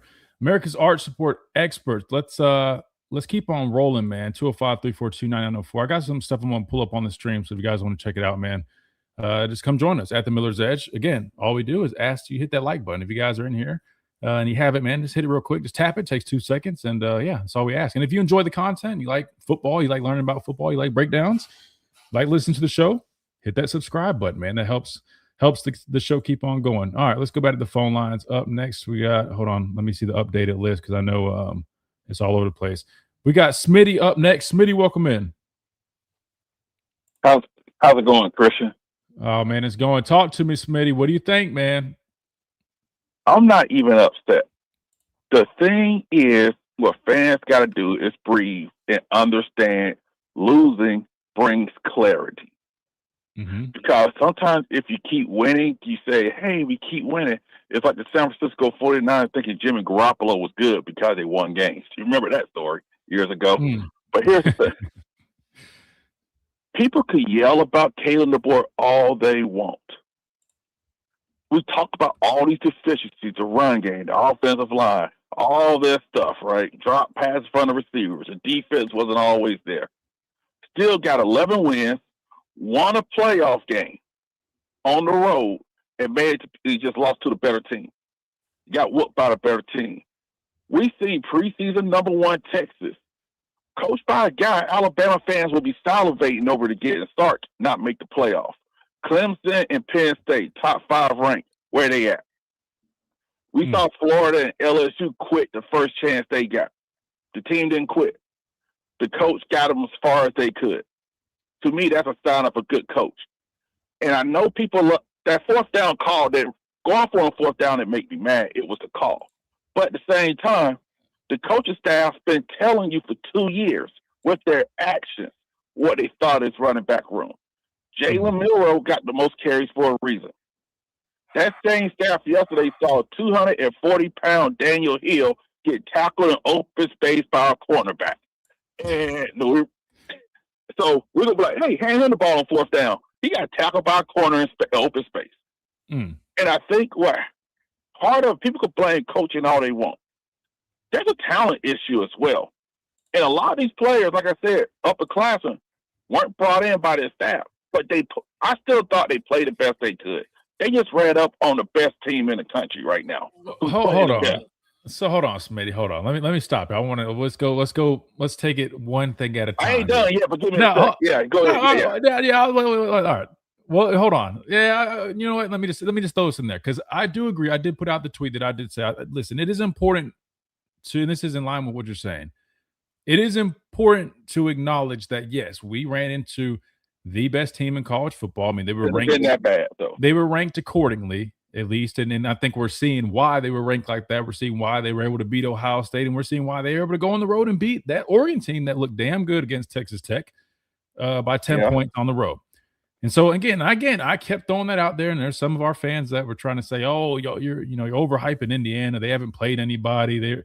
And I'm like, listen, that kind of starts to fade when you see them do it against Oregon on the road and they do it against Ohio State in a championship game. Like, I get and at Iowa, right, and at Iowa. So like, I'm like, you can pump the brakes a little bit on that argument. Now, I agree that yes, battle tested probably a little bit less than us, but they're still a good team. The only thing I'll give you a little pushback on is this, and I also agree that yes, you're right. We are pretty spoiled to the fact that our season, like, you put in perspective, like if you said year 2 under Kalen DeBoer, you'd make it to the SEC championship game with the brutal schedule that we had, and a trip to the playoffs, win the first round, and lose to the number 1 ranked team. I don't think anybody would necessarily have the issue with that. This is where I'm going to give you some pushback, and because I didn't get to really throw this in my tweet because there's only so many characters.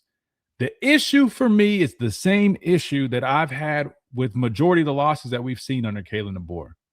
It's not just like close loss. When we lose, it's like, man, we looked bad. And it's typically not because that team is just that much better. Is Indiana a better football team than us? Absolutely. Do they have better players than us? I don't think so. I really don't. I think we have more talent than them. I just think they're a better team because of the way they're coached and the level that they execute.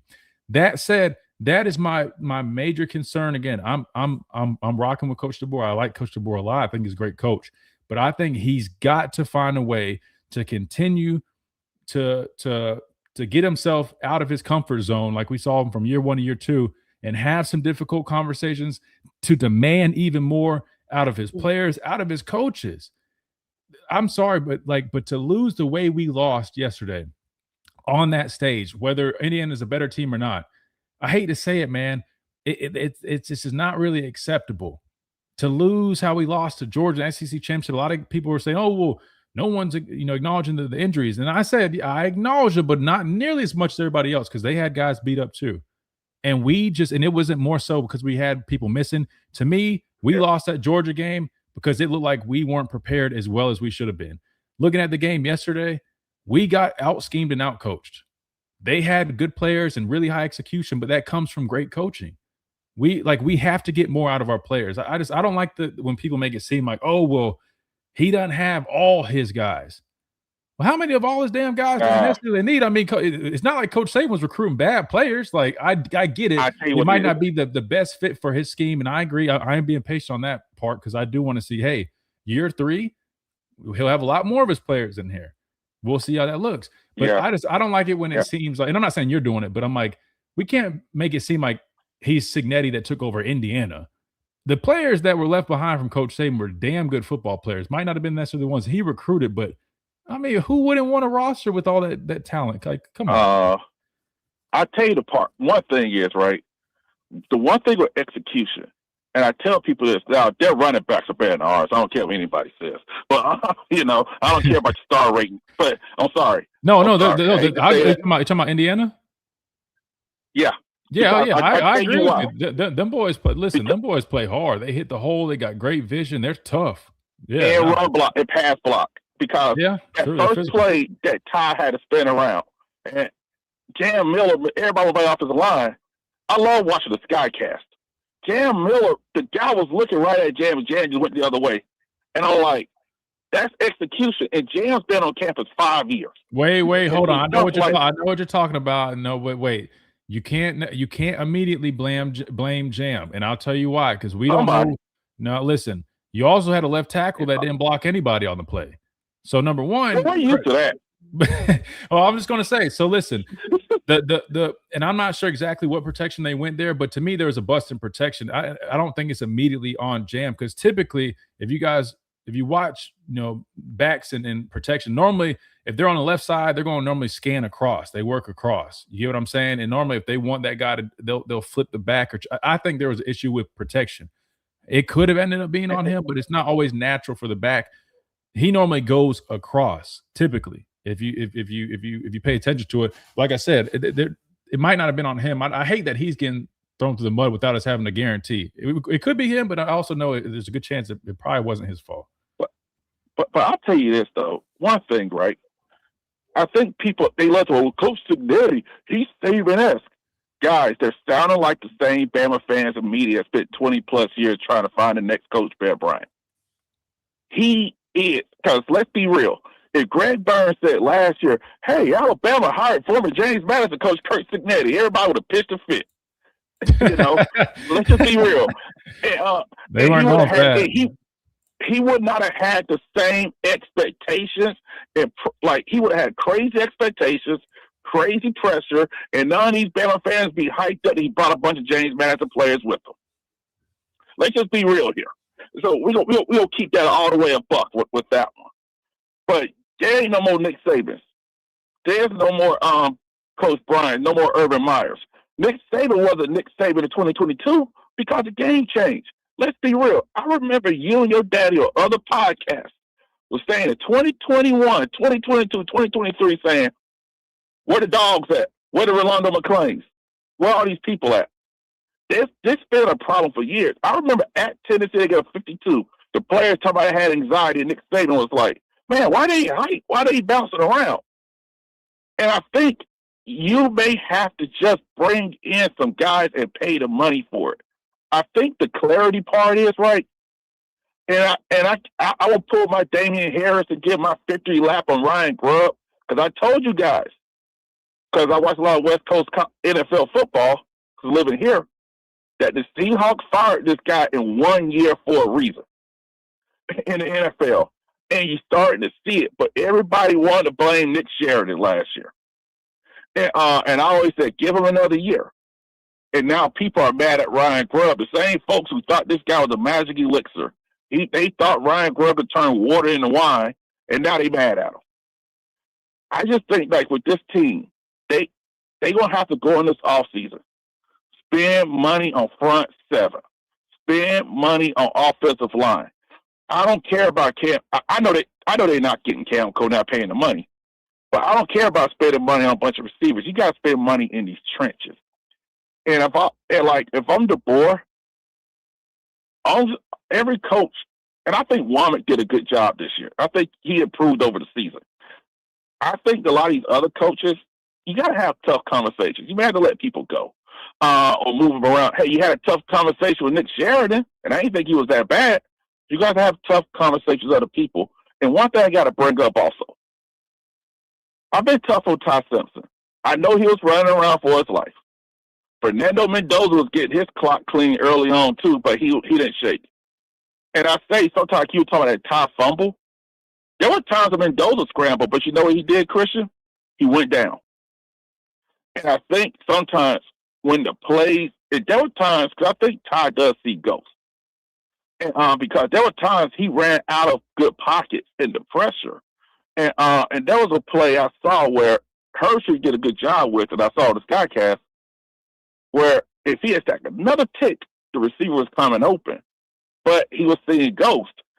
And the crazy part is, if he didn't try to get that extra yard, and remember, before that fourth down everybody was mad about, he slid, on that third down.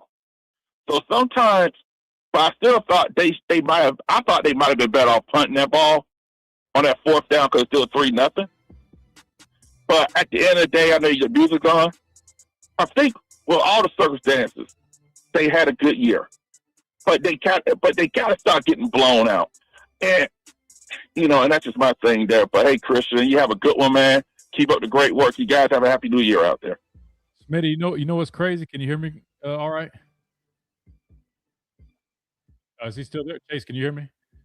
Yeah, I can hear you, Christian. I think Smitty had dropped. Yeah, no, that's I feel terrible. You know what's crazy? The timing is so literally my computer just like reset itself. My computer literally turned off and turned back on, and everything still was going. And shout out to everybody. Literally, we got more people in the chat than were here before it went out. So I apologize for the tech. I don't know, man. That was a weird situation. But that said, we'll respond to what Smitty had to say and what else is going on in the chat and on the phone lines, because there's a lot right here on the Miller's Edge when we come back right here, Tide 100.9, 1230, WTBC.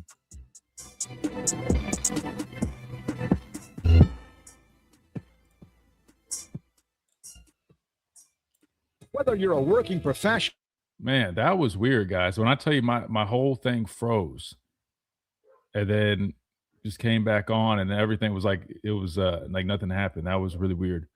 I hate that I missed the last part of what Smitty said. If anybody in the chat wants to summarize real quick what he said, I think I cut out around the part where he said, and I got this game tape pulled up from the. Now I'm not really gonna be able to play much because it's on the TV copy. And just so you guys know, I'm gonna stay out. The radio show ends at 1. I'm gonna stay on here after that to really start going into some of this stuff. So make sure you guys hang around for that. So when I close out the show in about 25 minutes or something, stay on the stream because I'm gonna hang out here after the show. But yeah, I didn't hear what I think the last part I heard Smitty say was we were talking about like the players here in terms of like still being some of Coach Saban's guys. Phil with the $4.99 super chat, man. Thank you so much, Phil. He says Saban's on the payroll. Sorry, I got this light in the way. I understand him being hands off, but after this season, I think he needs to take KDB's dinner, take him to dinner, and talk to him about the program. Listen, Coach, that's not Coach Saban's style. That's the only he's staying out of the way. He's letting him, run it how he wants to run it. And I think that's the right move, right? You wouldn't want somebody breathing down your neck, let alone literally the greatest of all time. That's right there. But he is a resource. I mean, if they want to meet with him, get his thoughts and stuff, he's more than happy to help them. I will just say this. I know initially there was, some meetings in terms of like defensive philosophies and things like that. But I'll be honest with you. From my understanding, I mean, Kane, has a way of doing things how he wants to do it and stuff like that. So I think if anything, it'd probably be more so just kind of on probably more DeBoer's side of things in terms of just maybe things that I don't know in terms of an operational standpoint. I don't know. But I just know on the defensive side, there were some meetings, but I'll just leave it at that. But he's around though if they need him though. He's definitely around. How do you feel about? But thank you so much, Phil, for that super chat. Seriously, and it's great point. I mean, you got the goat. Why not use them? How do you feel about Grubb? Honestly, well, since we're on break, we're on stream. We're not on radio. Oh, I'm just kidding. I'll say this: if I'm giving my honest, transparent assessment, I think a lot of the stuff we heard about him coming out of Seattle, his 1 year with the Seahawks, showed up this football season. We're seeing some of the stubbornness that we heard about. We're seeing the lack of running game and the lack of commitment to the running game that we heard about. Look, I mean, I don't know how else to put it. That's just me being honest. Now, I think he's a good football coach. I mean, he's got to be if he had Coach Saban, Kirby Smart, and others trying to hire him just a couple of years ago. I just think he's got to get out of his own way. I think he has got to find a way to listen. There's a lot of coaches like this, and he strikes me as one of them. I think he's a guy that wants to do things his way.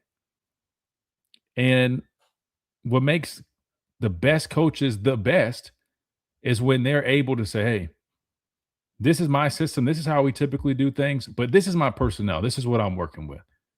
And I think he started to do some of that, a la the sugar huddle stuff we started to see. But why did it take literally till game 13 to start doing some of those things?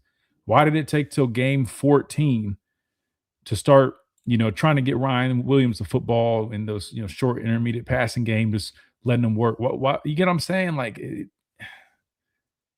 it shouldn't have taken that long to try to find things for the running game.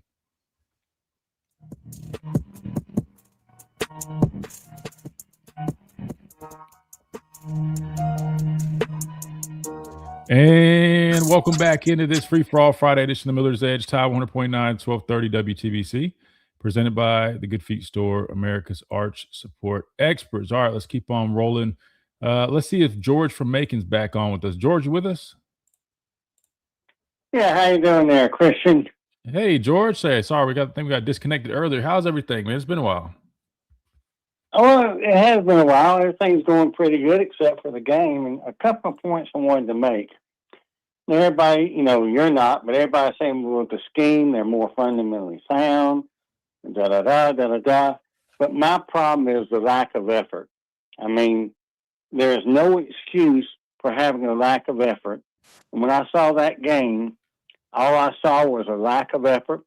I saw people missing their blocks, but even if they missed their blocks, they didn't have the hustle to try to, block somebody else.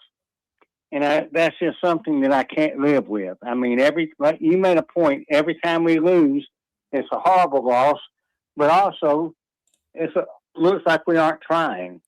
And I'm wondering, in practice, are we demanding effort?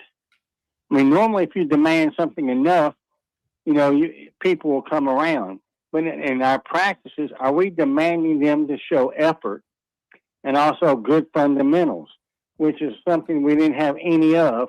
And also our offense, they were quicker. So I've always been taught if the other team's quicker, you run straight at them instead of having these slow developing plays. I mean, I've been a fan. I've been watching Alabama play since 1959, 1960. And I don't recall ever seeing 3 games in one quarter in 1 year where it looked like we didn't know what we were doing. We were sleepwalking and a total lack of effort. And that's what I'm thinking. I mean, do we need some different assistant coaches that will demand effort? I mean, you can do a lot of things, but if some people don't care enough to show effort, you can't do anything with them. And I just want to know what your thoughts are when you go see practices. Yeah, listen, they practice hard. They get after it. I think they do a lot of things right when it comes to that. Just for whatever reason, when it comes down to game day, man, there's just been some instances, and I'm not saying a whole bunch, but like we've agreed on, it's these losses and some of the wins, that were close calls, but especially these losses where it just feels as if we're not prepared the best that we could be. You know what I mean? I'm just being completely transparent. Like the SEC championship game, I really did not feel like we were prepared very well for that football game. And then I look at this game. I mean, listen, Indiana is just such an impressive team when it comes to how they execute their efficiency, but also the way they played, man. They play with a lot of intensity. They play with a lot of effort, a lot of physicality. And I don't understand why it seems like sometimes to get us to play like that is pulling teeth. You know what I mean? It shouldn't be like that. But as a former player, I mean, yeah, and as a former player, it could be a number of things. Look, we had a game like that against Clemson in the national championship game. And listen, from my honest opinion, there is a number of things. We had a lot of distractions out there when we flew out to California in 2018. I thought that was part of it. I thought part of it was complacency because we had run the table. We had, we hadn't lost a game that year. I mean, we were the best team in college football without a doubt. And I think it felt like by the time we got to that Clemson game, everybody kind of felt that, all right, we just got to show up. We'll go out here and we're just going to go, beat them just like we beat everybody else at that point. But that's not how it works. And I don't know if that's the same thing with this team. I feel like it's a little bit different because, I mean, totally different situations. But I don't know. I really don't have an answer for you, George. Unfortunately, I wish I did. But I think it's a number of things from, lack of execution, lack of just showing up prepared, lack of having that killer instinct. Even some of the games that we've won felt like is very common. We come out the second half sluggish, kind of like what Brandon said. That call we got earlier is a great call. It felt almost like we have a spirit of complacency that creeps in from time to time, and I think that's an issue that needs to be addressed. Well, another thing I want to ask you is, I remember several years ago, Roger Schultz was on a show. I can't remember whose it was, but he was talking about, they couldn't run the ball because of their blocking schemes. They were drive blocking instead of angle blocking and double teaming. And once they started doing more of that, they started running the ball better. Well, are our blocking schemes, do we need to change that around a little bit? Or, I will say this, it looks like a lot of our running games are slow developing plays, or we try to go around end. And by the time we do that, the other team's quicker, and it's a 2 or 3 yard loss. I forgot what it was. It was a fourth down a couple of games ago where, it was a real critical play where you thought that maybe the tide was getting ready to turn. Listen to that pun. But we did a slow developing play, and it was a 2 or 3 yard loss. I mean, is that something else that we need to look into? I mean, I know because our coaches are a lot smarter than I am. But these are things that I see that just I don't understand. We keep doing the same thing over again. Yeah, and it's just I don't get it. I'll say this, George. I think the bigger issue, especially with our running game, is more so not being consistent when it comes to getting great push on the line of scrimmage. Excuse me, climbing to the second level, finishing blocks. I mean, a lot of the time, I'll be honest with you, is a lot of the time when we've broken this down, and we'll continue to do that. A lot of the time, it's always like one guy that's not finishing a block, and then that guy gets shed. The defender does a nice job throwing them, shedding them, and coming off and making a tackle. Or we're supposed to climb to the second level. We take a bad angle. We don't have great footwork. We don't communicate right. We don't climb to the right person. And then it ends up being a short gain. Or I've seen times where our running backs have a cutback, but they completely run by it. They outrun their blocks. Instead of cutting back, like the one in Oklahoma is really coming to mind. We saw like the same exact situation in the same. So the first time we played Oklahoma, I think it was Daniel Hill both times.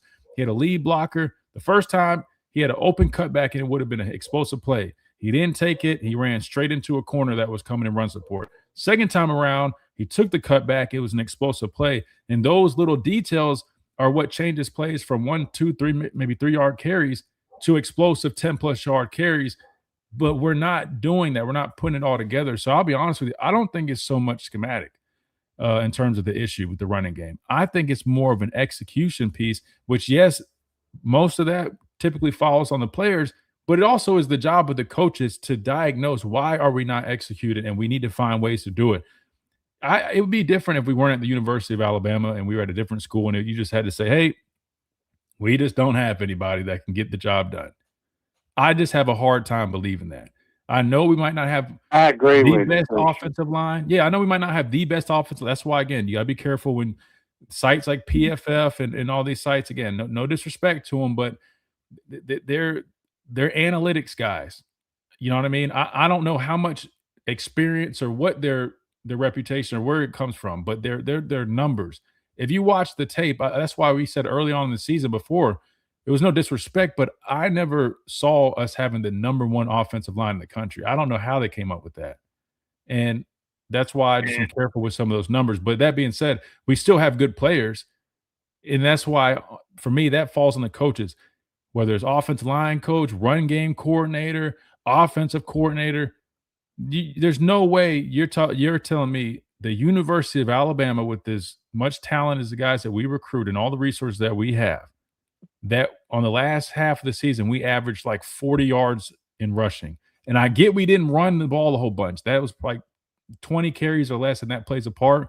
But even if you look at our yards per average, it's not anywhere near where it needs to be. And that's a problem to me. And it needs to change. If Alabama wants to return to form and have a chance, Coach DeBoer talks about that thin line, you can't be so one-dimensional. That the days of just it's just not going to work, man. Well, I guess I just don't understand every point that you made. Like, why is it that way? Like you said, we got good athletes, we got great facilities, we got all these areas that is first class. But the really simple things of execution is not happening, and the lack of effort. Those are things that, they should be inbred. Every one of those guys on the team have probably been playing football since they are 6 years old, and they know what they need to do. They know how to do it. But for some reason, it's not translating into game day, and I just don't understand it. Listen, this is going to sound a little cliche, but listen, hear me out, guys.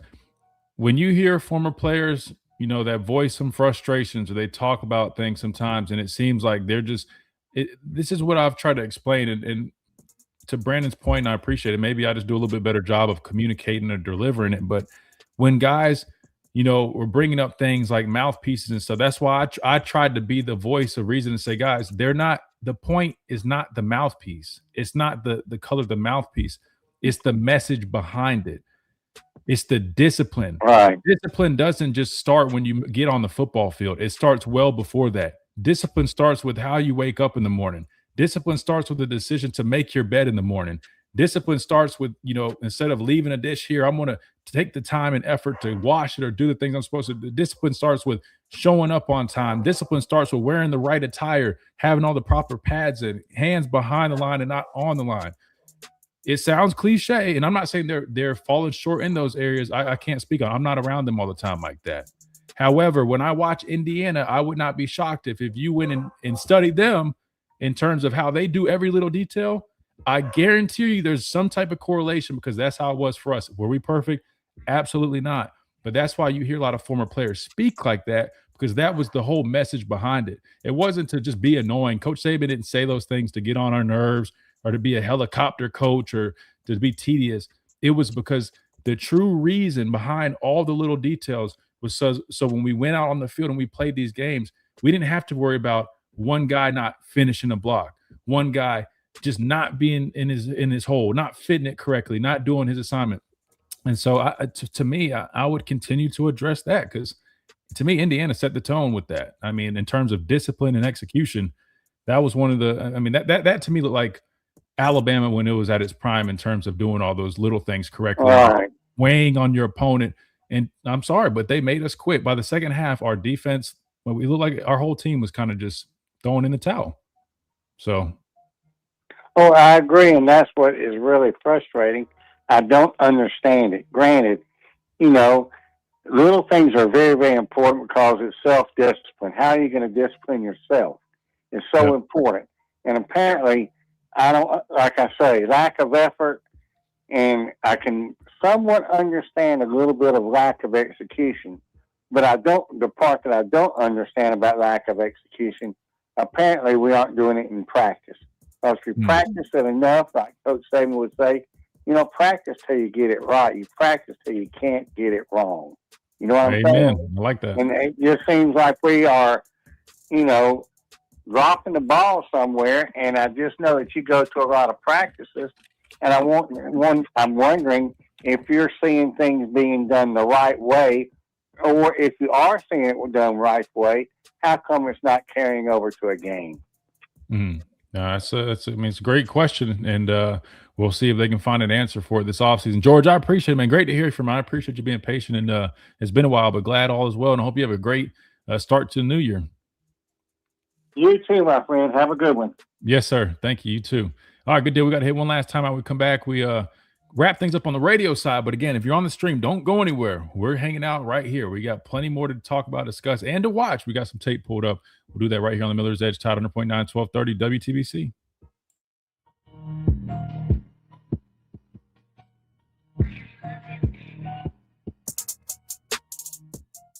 You've been listening to the Miller's Edge Sports Daily. The Tuscaloosa Thread News Update. Oh, never mind. I guess. Wait, Chase, was that the end of radio? I guess. Oh wait, we probably were catching up on a break. If that's the case, whoops. Oh, okay. We got one more second. I was about to say, played that. Listen to the Miller's Edge. Okay, I was confused. I feel bad because I put like 3 of these trolls in timeout, which I never do because I'm a firm believer, man. I'm fine. I don't let people bother me. But I felt bad because I felt like they were really trolling the chat. And so, no, you're good, bro. No, you're good.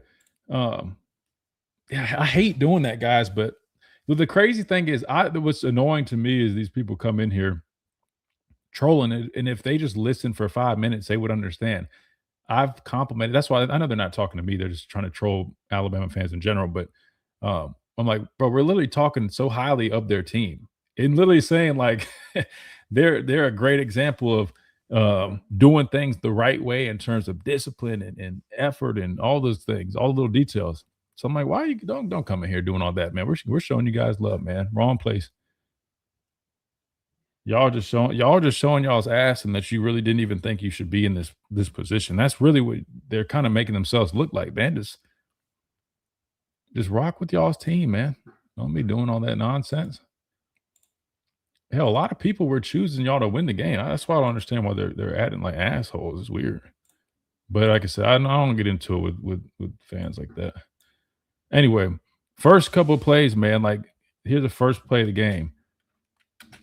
I mean, we bring a pressure with both backers, even bring the Husky right here, pop out the two edge guys. I mean, great call right here, being aggressive, right? Why? You see just a bunch of quick hitches. You see what I mean? Hitch, little stick routes. I mean, just trying to get the ball out quick. But popping these guys out, this is what I'm saying about like smart in terms of being aggressive. You got players popping out in these windows to take away the little short quick game that they're trying to get to, nowhere to go, ends up being a sack. First play of the game. Nice job by Yanze Pierre. Sorry, I got to skip around because I got to be careful. Again, we ain't got the stuff I normally use, but trying to get to an edge, realize that he's getting past the quarterback, counter at the level. That's what we call countering at the level. Great job, right? That's called rush awareness. You feel like you're getting pushed by the quarterback. Coach Saban once said, if you get pushed by the quarterback, we're playing with 10. Really nice job countering at the level, spinning back. I'm telling you, man, I tell edge guys all the time, half the sacks come from that, just countering at the level. You don't always have to just beat a guy clean, but smart situational awareness right there by Yanze. That to me shows the growth as a pass rusher out of him. Can't look at the replay. No, we're just breaking it down, brother. Don't worry. No, listen, it's all about learning from it. Hold on, we're about to come back. But again, y'all, when I close the show, guys, here on the stream, don't go anywhere. I promise. I'm not done. We got to get out on the radio side of things.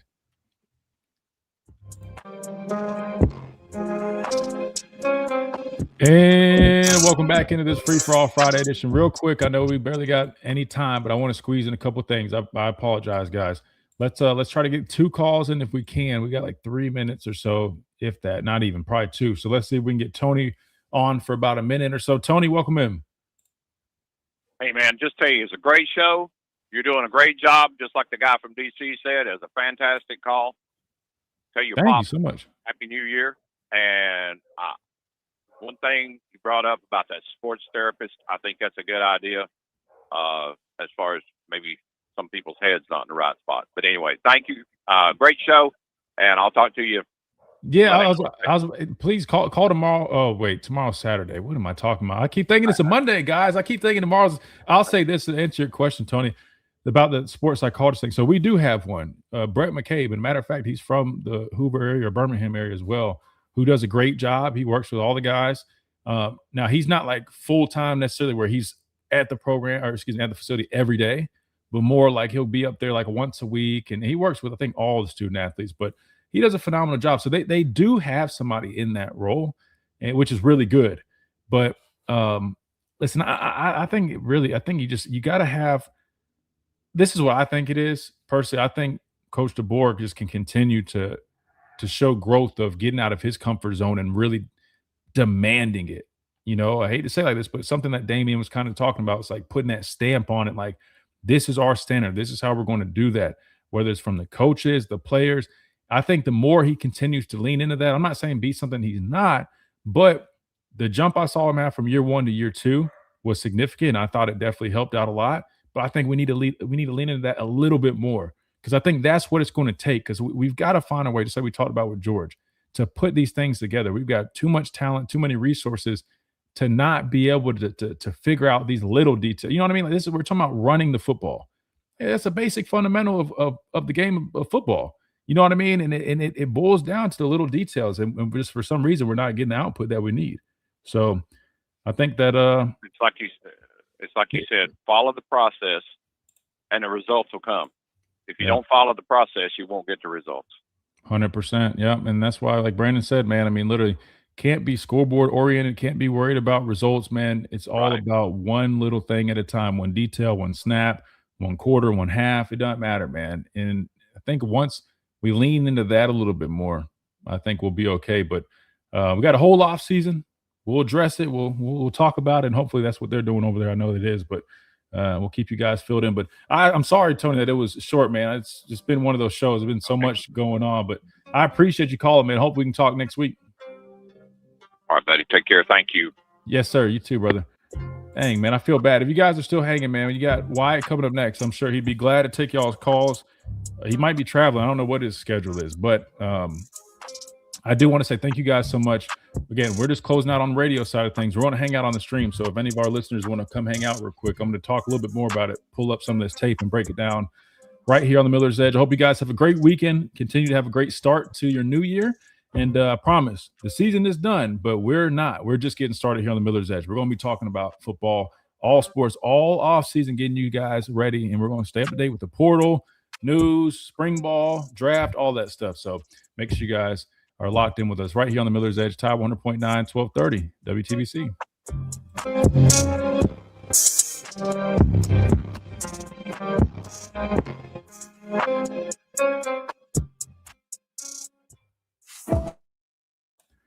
All right, now we're locked and loaded here on the stream side of things. I checked our vault. We don't have the all 22 from the game yesterday just yet, which is fine because we do have this copy that we got pulled up. We just got to be smart with it, which we will do. Chase, I appreciate you, bro. Thank you so much, man. But yeah, so let's go back to this real quick, or let's dive into this a little bit. Again, start the game off. I mean, listen, my game plan, or anybody asked me, I said, listen, force the issue. Make Mendoza earn it. Because my thing was, if you sit back in zone, he's going to pick you apart. Dude's just too good of a quarterback. You got to force the issue. And I thought Ohio State, we're able to get some pressure on them. And I just felt like that's what you needed to do. And that's the approach that Kane Womack took. And I think it looked good early on, and then it kind of just kind of dissipated as the game went on. But let's keep rolling. Not second play, but third play. Again, same series. We bring Bray off the edge. This time, we're going straight man. This is an actual pretty much cover zero, but we got guys popping. The way this works is typically once you get blocked, like you see, is that Yonze? Once you get blocked, you pop. And the reason is because the key is you just want to get the attention of those players because you're bringing so many guys. I'm pretty sure they brought 7 or 8. 1, 2, 3, 4, 5, 6, 7, 8. Yeah, just straight bringing 8. You get touched, you get popped, and that's what happens. Too many guys, bringing too many guys for them to block. Bray does a good job getting home. Again, I mean, everything seems solid at this point. Moving the ball right here. Good run here. Again, early in the game, I mean, things seem to be just inside zone. A lot of the same stuff they do. Daniel Hill has a nice hole. Hurdles a guy. Again, solid stuff. And a commercial. Keep it rolling. Hold on. Caleb Woodson, VA linebacker, visiting Bama. Yeah, best believe we're going to get us a linebacker out of the portal. I wouldn't be shocked. I would say D-line, linebacker, offensive line, for sure. So this is a play everybody's talking about. So what do we have? Let's see what they do here, right? All right, so we see single high initially, but they're showing this is a simulated pressure look, right? So 1, 2, 3, 4, 5, 6, 7. Technically, we count him. He's still in the box, right? 7 threats, as we'll call it. You got about 7 guys threatening to come.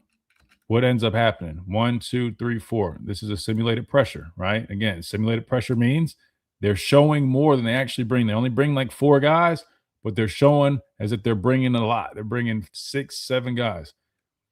Same stuff that you saw at Oklahoma. Georgia does a lot of. This had been killing us, man, especially on the second half of the year. These simulated pressures, man. We don't pick them up well. And listen, they executed at a very high rate. And I'll show you what I'm talking about. Again, you got to look at the disguise. So initially, they're showing this single high. Like you got like one half player over there. He's cheated to the field. 7 showing like he's down. Pops out. I don't have the back half, so I can't see exactly what they're playing. But you see what ends up happening. All these guys dropping out. It's the same thing that Oklahoma does. So what ends up happening? They get themselves a free hitter while only bringing 4. And if you're bringing 4, that means you're dropping 7. So they're still dropping 7, but they're getting the result as if they brought 7. Does that make sense? And these defenses that we've been playing, they've been killing it. And the part of the reason is it all starts up front. You got to get the right call, the right protection call. This is a bust. This is a bust. We're in 7-man protection, guys. If for those of you, I mean, it's the name says it all, but 1, 2, 3, 4, 5, 6, 7. This is called max protection. Okay? It's a 7-man protection that we're running right here. They bring 4. He is Scott ass free off the edge. That's a problem. That's a bust. I know everybody immediately jumps on Jam, which again, I'm not saying it wasn't on him. I'm just saying in terms of the protection, a lot of the times the backs normally scan across. That is true. To me, I feel like, there's a chance Proctor could have busted on here. And there's definitely a chance it started with the call that either Parker or Ty made. But that's an issue. He's unblocked. And look, you got the guard and tackle just chilling. That's what a simulator does, man. They got what they wanted, then they pop out and they take away the underneath. And there's not much you can really do. To me, I get Ty's trying to make a play, but sometimes you just got to call it, bro. Just throw it away, get what you can.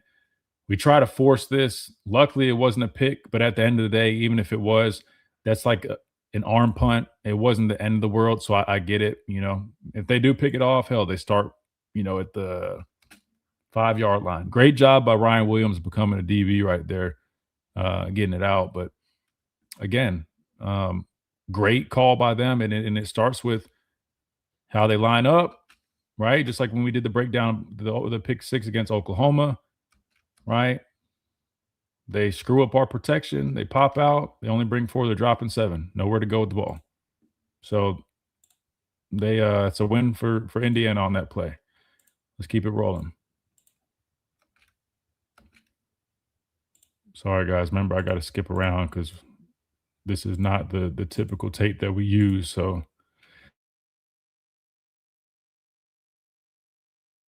hold on. Sorry, my cable was acting funny again. Here we go. All right, Indiana's backed up. They end up on the 5 anyways, even though we punt.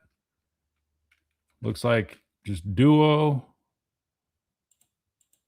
Wish I had the back copy. It'd be easier to tell. Looks like duo. Could be inside zone. Same thing. Damn near just slightly different blocking schemes. But we'll go with duo. I'm pretty sure it's duo right here. You just see, man. They're just fundamentally sound. Right guard climbs up. He's immediately on 41, which I like the physicality from Nakai. Never going to complain about that. Does a good job getting off, but just look at how these backs hit the holes, guys. Look at this. These dudes run with bad intentions, man. So what could have been a 2-yard gain ends up turning into 5 because they run us over for another 3. Let's see what's happening up front. We're running some type of movement up here. That's why 90's, ripping into the, A gap. He's ripping across. But as you guys can see, sometimes when you get a little cute, when you're running some of these run stunts, it's good when you blow stuff up, but other times you're kind of taking yourself out of position. So he ends up with the run stunt, or I'm assuming he's running the run stunt. If he's just doing that on his own, he should not be doing that.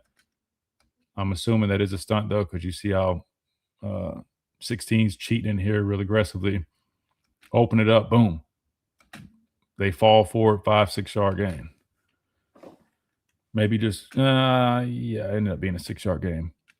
We got 3rd and 2. This is that sprint out right here, right? Good job by Indiana. We were aggressive early in the other series, right? What do? They would do some sprint out. They're letting them roll out, move in the pocket since they had some pressure the last series. And this guy is just such a good quarterback, keeping his eyes down the field.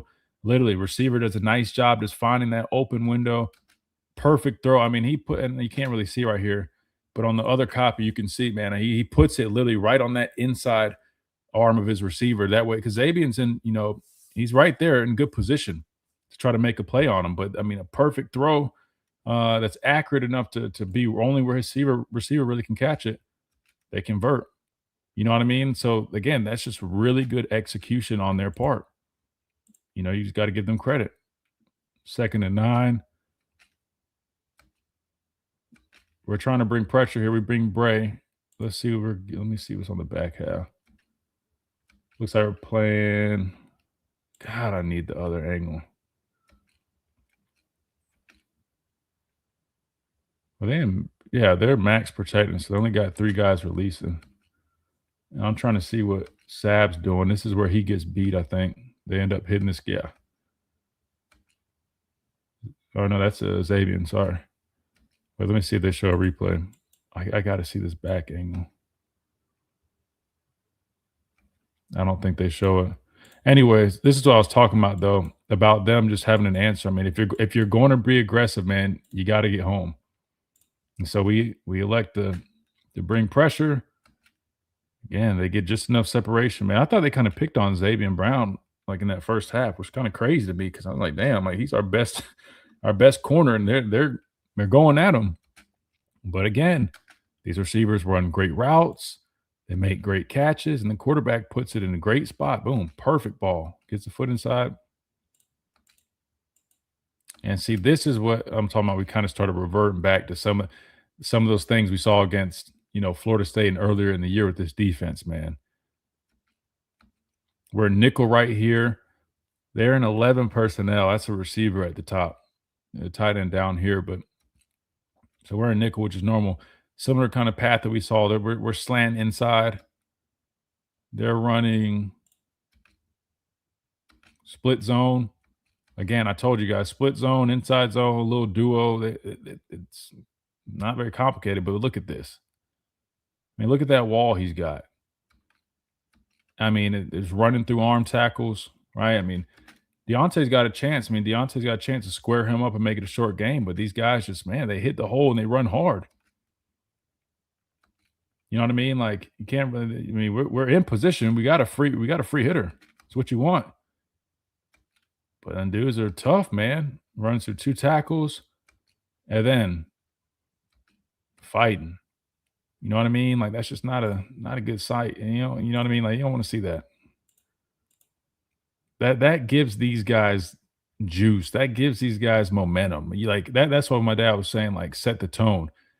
You give these guys that's just, they feed off of that, and they do too, without a doubt. You see it. Look at them. They love it. What we got here? It's a nice job right here. Good stop.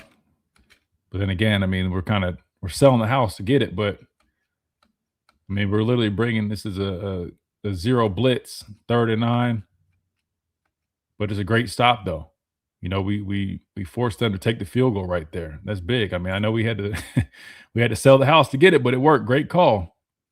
But you'll see what I'm getting at, right? They're going to start picking up on this. They're saying, all right, y'all want to be aggressive. Y'all want to call cover 0 blitz. Watch next time we call 0 blitz. You'll see what happens. We get a stop there though, which is good. This is what I mean. And so let me just say this, be mindful of this. You saw how they brought pressure by running a simulated where they showed 7 guys or so, but only brought 4 and were able to drop 7. You saw what we just ran on 3rd down. Pretty plain. It's just straight cover 0. I mean, we're bringing the house. We're bringing everybody except 3 or 4 guys just to play straight man. You'll see the common theme here, what I'm going with. Like, why you can't, which I feel like that's one of Kane's favorites, man. We and with the Panthers, we used to call that was like Eagle, or no, the Eagle Blitz, something like that. But just being so aggressive and just kind of like there's not much to it. Like, that's one of those calls. It's basically high risk, high reward. You're bringing more than they have to block, but it's a lot of strain on those guys on the back end. And if they're ready for it and they're able to get it off, it could spell trouble. You guys play Madden, you know how it is. What is it, like engage 8? You call engage 8, man. Good luck if they hit you on a deep one. They take the points. You get on the board. Here we go.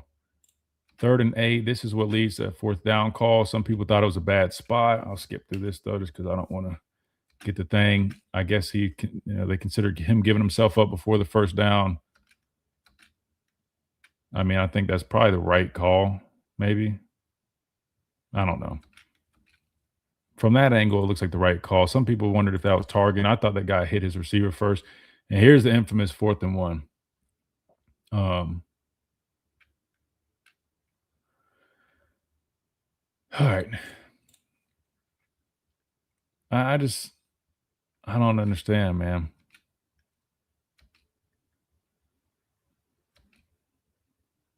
I mean, I hate to say it, but even if he did keep this, I mean, you're just hoping that he falls forward on 21. But I mean, that guy right there. But this still, to me, I didn't like this call. I personally, maybe I'm one of the few people. I don't like the fact you even go for it right here. I mean, we're on our own 30, 34-yard line. And it's this early in the second quarter, man. I don't like it. I don't like it at all, man. And we had a chance not to run this, but we elected to go with it, and we know what happened. So, and they did a nice job with it too. Let's see who is this? I mean, he's getting a nice block there, but boom. What did I tell you guys? It's always the same thing. You got one guy that doesn't finish a block. So anybody wondering why we can't run the ball, watch this tight end right here. And 46 is a good player, but boom, great initial contact. We're winning the battle right now. Off rip, we're winning the battle. And if you're trying to, get that position block on and push him out, fair. I mean, you're in a good position. Now, if you're trying to reach him, you're not in good position. But the bigger issue is now we get shed way too easily, man.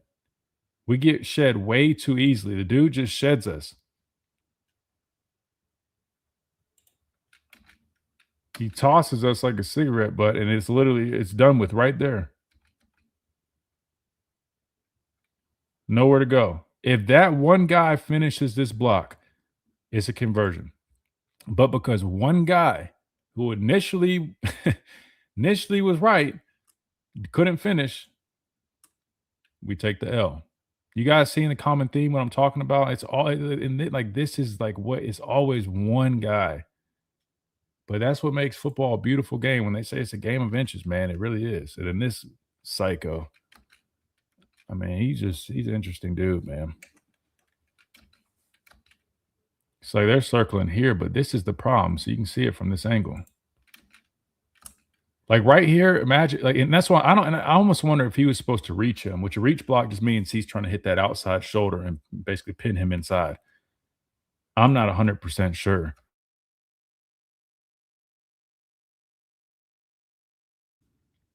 I'm not 1,000% sure if that was supposed to. If it's supposed to be a reach, he's supposed to be doing. See what 71's doing. This cable is annoying, man. But anyway, everybody else is reaching, so I almost feel like he probably was supposed to reach because we are hitting the perimeter, but he doesn't reach, and then he just gets shed. I mean, if you're going to fail on reaching, listen. They always say like if you don't get him reach, get his ass out of there. Which looked like he was trying to do, but anyway. Was what it was. All right, let's keep rolling. Real quick, if you guys have, man, hit that like button. If you guys like the breakdown stuff, you like all the content, man, hit that like button, subscribe. Trust me,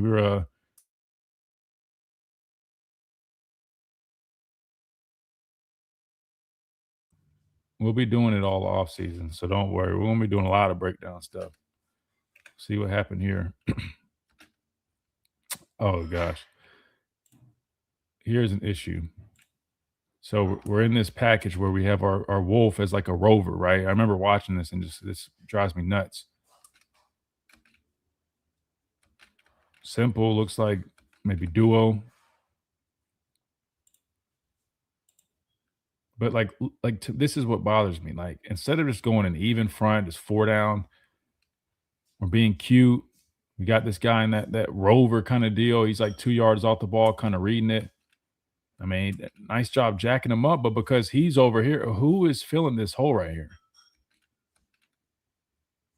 And this is 1st and 20. They had a holding penalty that pushed them back. I mean, you got LT and a 5 technique, and it looks like it's a cat blitz. This is a bust. I can tell you exactly right now who's wrong. He's coming off the edge. Anytime you have somebody outside, he's got to work across.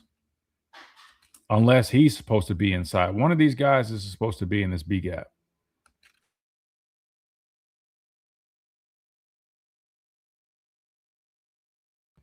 Unless the backer's filling there. Regardless, somebody's not in their gap. Let's just say it like that. It's hard for me to get, I guess, I hate trying to put on one person without me knowing the exact call because that's what a lot of these services do. I don't like that. I don't know the exact call, but I'm telling you, I do know they're running cat blitz. You should not have 2 guys in the C gap like that. Somebody needs to be fit in this B gap. Nobody's there. We're out of position. Get creased. bad angle, and these guys pick up a first down on 1st and 20 running the football. Pay for YouTube Premium. What's the difference between that? You're saying the ads? I don't have YouTube Premium because I have the Hulu Live. I don't do like the YouTube. What's the one with like all the live and stuff? That's why I don't do it, unless it's different than what I'm thinking about. But I'll be honest, I don't really care about the ads. Hell, you want me to pay for YouTube? Oh, no ads. All right, how about this, Johnny? Y'all, y'all keep supporting the channel. I'll subscribe to it. Y'all keep supporting the channel, and I'll if y'all don't like ads that much, I'll be honest, I don't really care. But if y'all want me to, I will. You can't have that, man. I mean, 1st and 20, like, you think we have guys trying to make a big play instead of doing their assignment? I don't see that right here necessarily. I just think somebody's busted. Like I said, I mean, we're in this little rover thing, and from my understanding, this guy is kind of like a reader. Right? Like his job, he's kind of reading the flow, almost like an inside backer would. And with this, I mean, it's like I said, it's blocked like duo. It's basically this is duo. They're climbing up. So they're treating almost him like a backer. So they climb up to him. Love the physicality. I mean, I love that. I mean, jacking his ass up. I like Russo. He's heavy-handed. You know, Hill Green, he's trying to be physical and fight on that block, but he's got to be quicker at recognizing that, you know what I mean, and step to it quicker, you know. Problem is they run RPO, and this is why RPO is good. You see him faking that action. This is what RPO game does to your backers. It makes them start being hesitant. Why? Because if it's a pass, he has to drop. So naturally he's a little bit more cautious. He can't play as aggressive. That's why that RPO game, man, is tough. Mbakwe enter the portal. Didn't he just say he wasn't leaving? Wasn't that the guy that they just did an interview and he said he wasn't leaving? I thought you said the little things matter. Well, it matters in broadcasting as well. Oh, that's funny. That's funny, man. Yeah, I mean, I guess you could consider that as well. But like I said, man, again, if you guys want me to, are you specifically, since you're complaining about it, support the channel. Support the channel.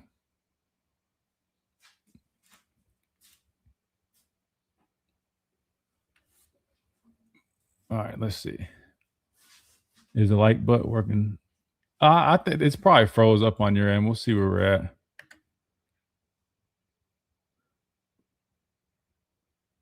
No, we're at 98 likes. We're rolling, man. We're rocking and rolling. Y'all are killing it with the like button. No, we're good. He said a couple weeks he was staying. Yeah, I don't understand that. But that's why, man, nowadays you can't. I guarantee you he probably wanted to stay. And how much you want to bet it probably was somebody in this camp that same. How much you want to bet somebody in his camp probably said, man, look, no, man, you ain't staying there. They ain't playing you. You can go get paid. You can go play more. I guarantee you. He probably wanted to stay, but it's probably somebody else. I guarantee you. There's a similar. I don't want to get into too much of that, but long story short, I mean, there's a lot of times, just know a lot of parents and other people are involved. It's not really these guys all the time. Bad angle, give up 1st and 20, man. Can't have it. Can't have it. Had to reinstall YouTube. Maybe that's part of it, Phil. I don't know.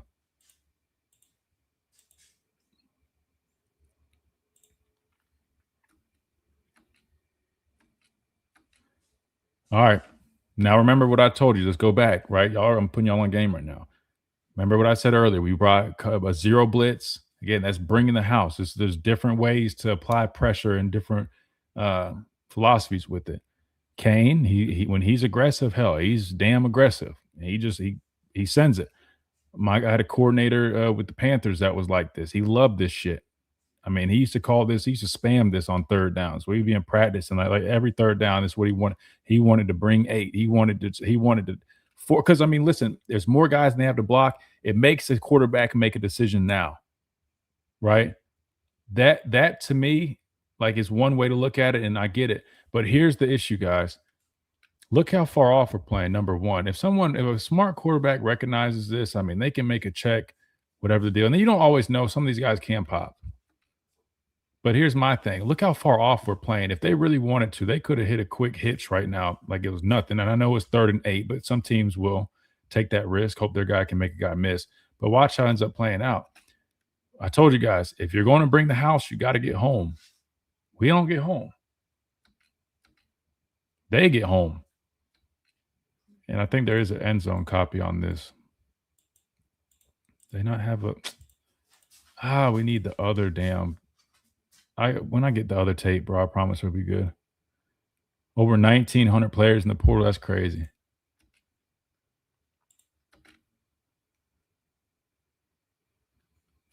Let me just go back real quick. Like I said, long story short, man, we bring the house like we tried to do earlier. You see what happens this time, man. Everybody's manned up with no help over the top. So I understand. That's why they're playing off. There's really no help over the top. So I get it, but there's some plays that they did. This is just the highlights because it's all in tape I have right now. You would see like they took advantage. I mean, we were playing real soft at times. They're just hitting quick hitches, easy yardage. Like schematically, these guys, man, they know how to attack you. They're so good at knowing how to attack you, and they do it here. 3rd and 8. They know we're bringing pressure. They see us cover 0. I mean, there's no disguise here, guys. Other than, yeah, these guys are patiently, but look at the body language. They know what they're getting. There's nobody over top. It's cover 0. That's what we show. That's what we do. He knows he's got man. He trusts his guy to make a play, and that's what they do. Great throw and catch. Great throw and catch.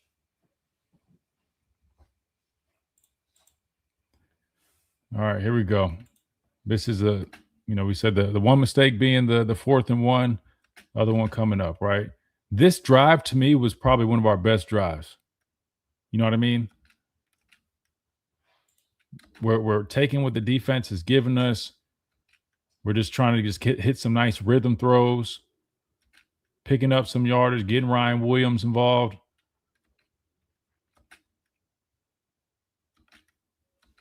We go play action, rolling out, boot into the boundary, something a little bit different. Nice call. You got a linebacker on Jeremy Bernard right there. We see what happens. Nice play. 2nd and 5. We convert first down. We're rolling, right? We got some good momentum we're building right here. Now, again, if I do remember correctly, I think this series we pretty much just throwing the ball. But again, short, quick passing game can be some form of replacing the running game, extensions of it. Drop back, right? Don't have it. Take off. Now this ends up being a sack or getting back to line of scrimmage, right? Was what it was. So maybe it wasn't this drive. Sorry, I'm thinking of the next one. Hold on. Let's see what happens on defense here. Nice job bringing pressure. I think this is a sack right here, but what we used to call like a sting type pressure. We're bringing the safety, right? Really nice job. Normally we say bull the back, but the way he converts to a bend and dips like that, I'll take it. Yanze does a really nice job working across because he knows he's got pressure outside. So he's crossing face, right? Boom. Beating the hands. We always say beat the hands, beat the man, right? Working on his path, redirects upfield, nowhere to go for Mendoza, sack. Really good play right there by our defense. Really good play. We got 3rd and long here. Do a nice job disguising. We're showing a too high look. Come down. Looks like we're playing a form of cover 3. Again, I can't necessarily tell because I can't see the back end on this angle, but looks like he's rotating down. Looks like he's a 3rd player. Looks like he's a 3rd player, if I'm not mistaken. Curl flat player. Looks like cover 3 to me. We'll see what happens. 3rd and 12. Number 1, let's go back. Let's start from here. We don't get any rush right here. I mean, that's about as good as a pocket as he can ask for. I mean, he's 7-on-7 right now. We don't get any internal push. But look, we get some push from LT. Keon Keeley doing the same rush he always does, just running down the middle, guys, man. We got to, again, I showed the clip of Bain and guys, right? Yes, they're powerful. Yes, they do some speed to power. But this, I mean, as good as that's not doing anything. We have to use our hands, right? Like we got to, you know what I mean? He's had time to play this season, and we got to start that's got to improve. Jan's at least trying to work something, but anyway, let's see what we get. Yeah, they hit the seam. Really nice physical play by 5, man. getting his hat on the football, knocking it out. Really nice play by 5. I like him, man. You can build around him. I mean, he's a damn good football player. Physical, can cover. Boom, knock the ball out. Really good play. I didn't know that one was kind of close to being a fumble. It was close, man. That was a close one. Let me see if they showed it.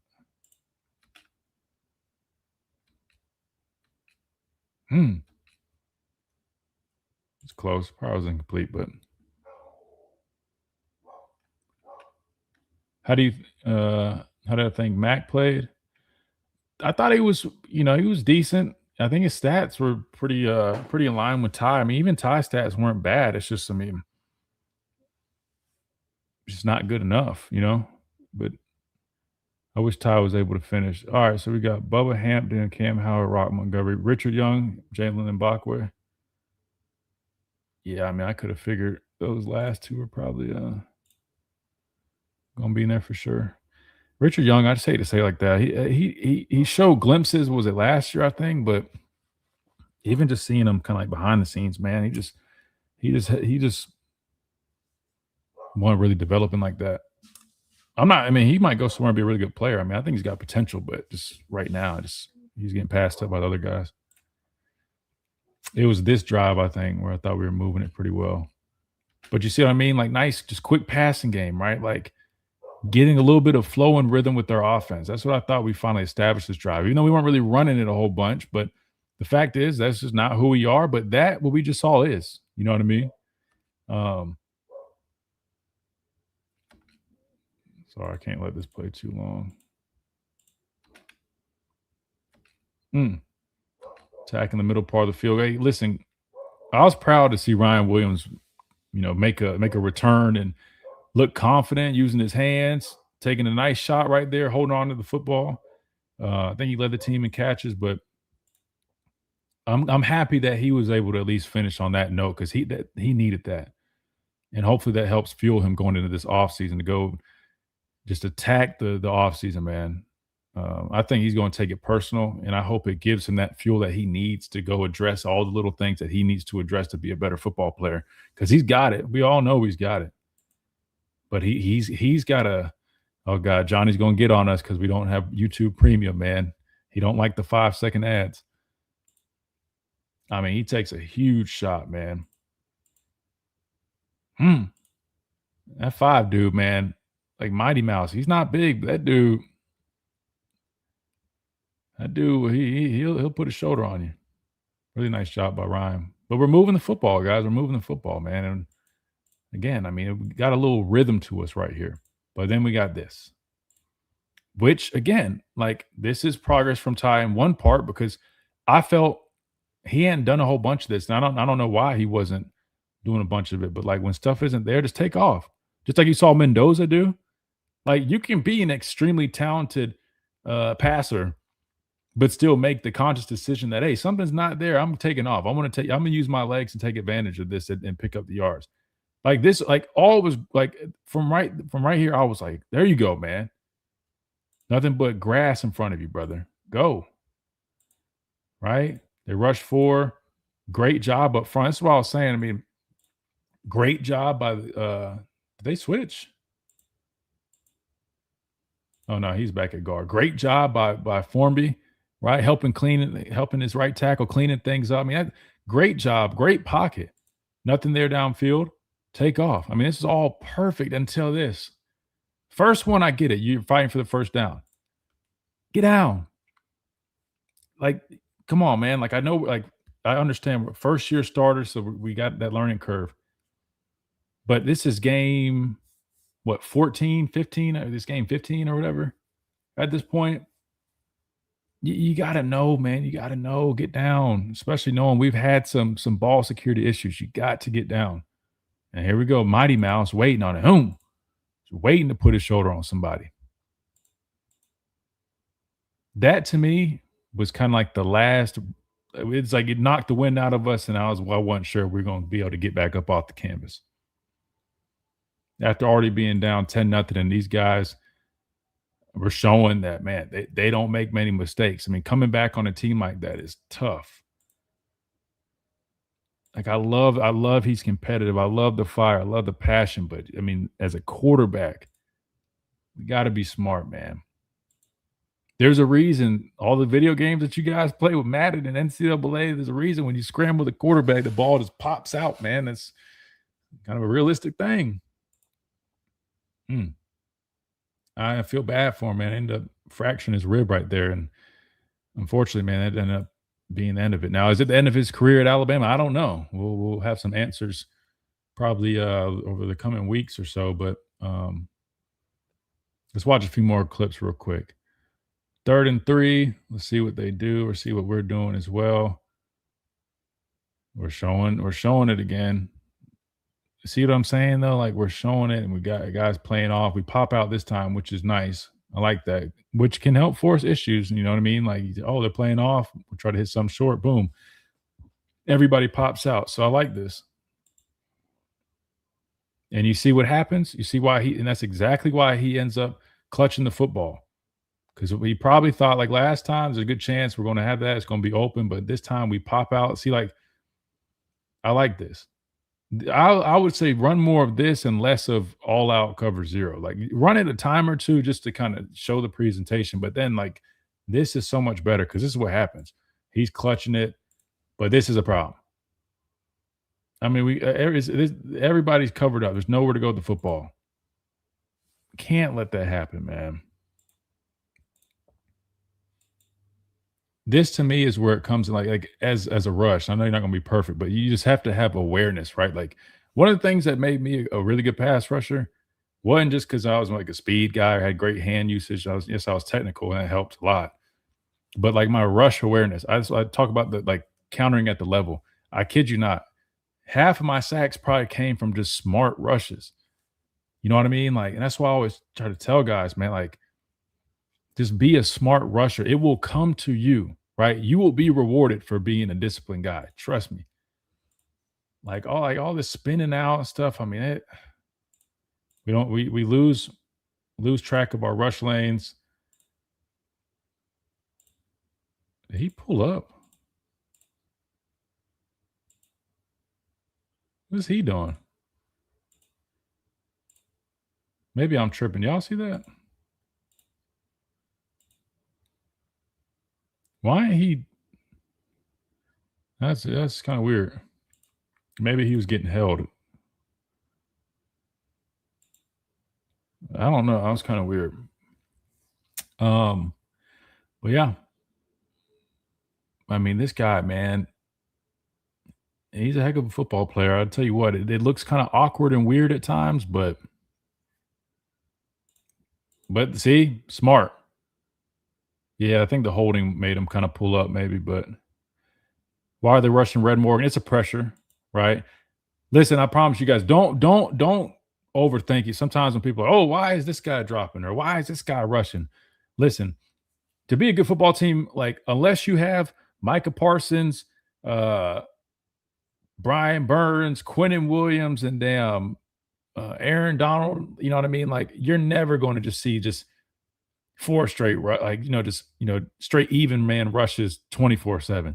You got to mix it up. There's an element of surprise, right? I mean, he's disguising out here. You're bringing him late, and then you're popping out.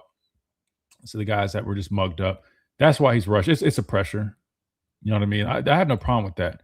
You know what I mean? You have to do stuff like that. But the problem is, to your point, though, if he is going to be rushing, though, I mean, him just doing that, I mean, that's kind of a waste, right? Like, if you're going to do this, you got to be aggressive. So, like, you're supposed to, yes, rush outside. It's not there. Use your speed. Try to, you're not supposed to do that. He needs contain. But a 185-pound guy getting into a wrestling match with this guy that weighs twice your weight, at this point, yeah, it's kind of pointless. But they're just calling it pressure. And that wasn't a bad question, I think. I immediately think there's these people that post these clips on Twitter, and it makes people like think that, oh, that's a problem when people do stuff like that. But that's very common, man. Very, very common to just switch it up. That way the quarterback doesn't know who's coming, who's dropping, stuff like that. 1st and 10, they're in field goal range. Now they run pin and pull. That's just like one of the few times they switched it up from just running between the tackles. They run pin and pull, which we love to run, like our favorite run. Nobody sets an edge. I mean, but let's see why they're so efficient when they're doing these things. Number one, again, what I tell you, common theme here in terms of being out schemed, right? I mean, we've been playing soft all day. I mean, just look at it right now. They got what they want. Pin, pull. Watch the block by 13. He don't do a great job there, but you got guys doing cleanup. That's not a great example, but if you go and watch just throughout the rest of the game, I mean, these guys, they do a good job blocking down the field.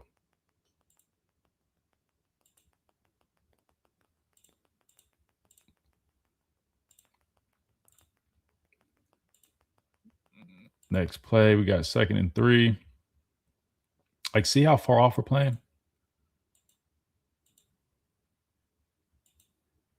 We play it so soft. I don't. We didn't run any pin and pull. I didn't see much of it. I thought. I mean, I'd be shocked if we didn't run any of it, but I don't know why. That's been like our best run play all year long. But again, we're playing so soft. They take advantage of it. You guys get what I'm trying to say now? Like, when I say out schemed, it's like anything we do, they have a counter for it pretty much. Like, they just do such a good job. Like, you're playing soft, all right, they hit you underneath. Right? You're playing off a little bit, they're working pin and pull. I mean, like, you're showing cover 0, all right, they're going to hit you, they're going to hit you deep. Like, it's impressive, man. Always falling forward for more. This why didn't Jam have any carries? I don't know. He must not have been as healthy as we were led on to believe. Let's talk situational football real quick, guys. Indiana has no timeouts. They exhausted their last timeout right before this. This is very reminiscent to, remember, the Tennessee interception by Xavier Brown. They had to throw it type deal. Indiana ran the same outside play. DB didn't set the edge. Yeah, we didn't set the edge. We have all these good corners and play soft. I don't get it. Again, there's going to be times you play off, sometimes you play press, but to me, I don't know why we played that soft. Like, so like consistently we played really soft. I don't know why, but this is very reminiscent of the situation Tennessee was in, where Xavier Brown had that interception. Everybody in the stadium, if you know situational football, knew it had to be a pass. Why? Because they don't have any timeouts. Now, could they have their, like, 21 seconds is a little bit different. Like, could they have their field goal team ready to go sprint out there and kick it? Yeah, but it's kind of close. Or they could immediately get on the ball and spike. So it is slightly a little bit different. Don't get me wrong. But in my opinion, your antenna should be up, especially if you're in coverage, that there's a pretty good chance they're probably going to try to throw the football here. Why? Well, to stop the clock. Worst case, you throw it away, whatever. Like, you just know that. These guys, I'm not like that, rush the quarterback. But how do you? I'm trying to rush the quarterback or play the run, or how do you say it? Like, you're basically going to rush the quarterback by playing the run. Like, you play the run first, then get to your rush late, because you get my point. We're on the goal line. But on the back end, which I mean, I think it wasn't necessarily so much that of an issue. It looks like more of the concept here, which ends up being almost like they're running this crossing, almost mesh kind of concept, ends up being almost like not even a rub, but just enough of influence to kind of make him second guess, be a step behind, see him kind of have to hitch up. Bama needs me on staff. Nah, this is too much. Especially hours are way too much. And with NIL and stuff nowadays, I'll be honest, I don't think I could do it, man. I personally, I enjoy talking about football. I enjoy the game of football. I don't think I could be around a bunch of people that have parents demanding money and telling, no, man, they don't feel the same, bro. I mean, I'm happy to listen. Do they ever just want me to chat with folks or talk? I mean, listen, I'm around. I mean, they can. I mean, hell, Christian Robinson, the outside linebacker coach, I mean, he did tell me, I mean, come up there and chop it up with his linebackers whenever. But Yeah, I don't know. Shit, they can hire me as like a resource, though. I'd gladly go be a pass rush specialist.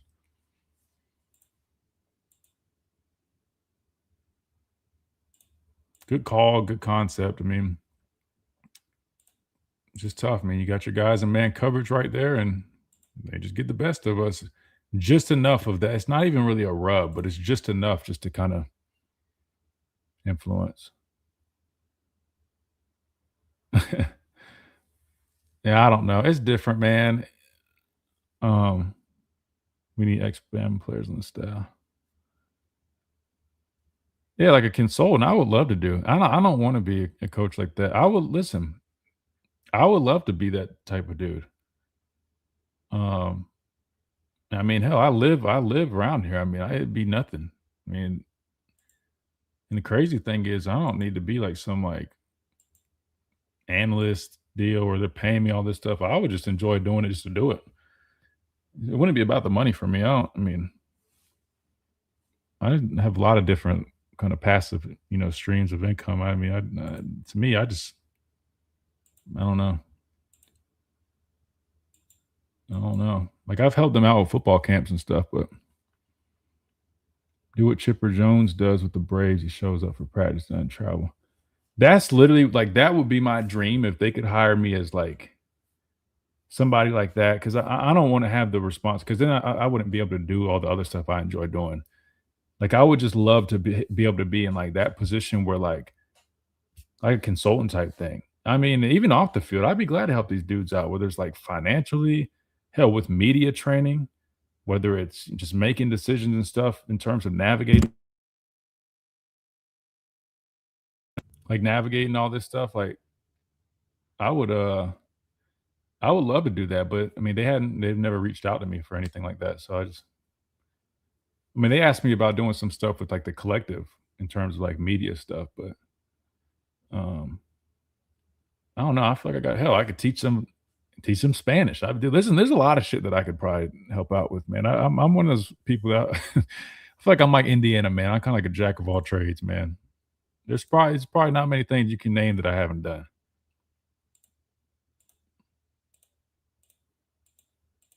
All right, let's keep on rolling though. We'll do a little bit of the second half, then we'll get out of here. As the pastor said, too many fish tacos. Hey, but to be fair though, I mean, the number of the guys from California were actually some of our better players and tough guys too. Cuevas, Bernard,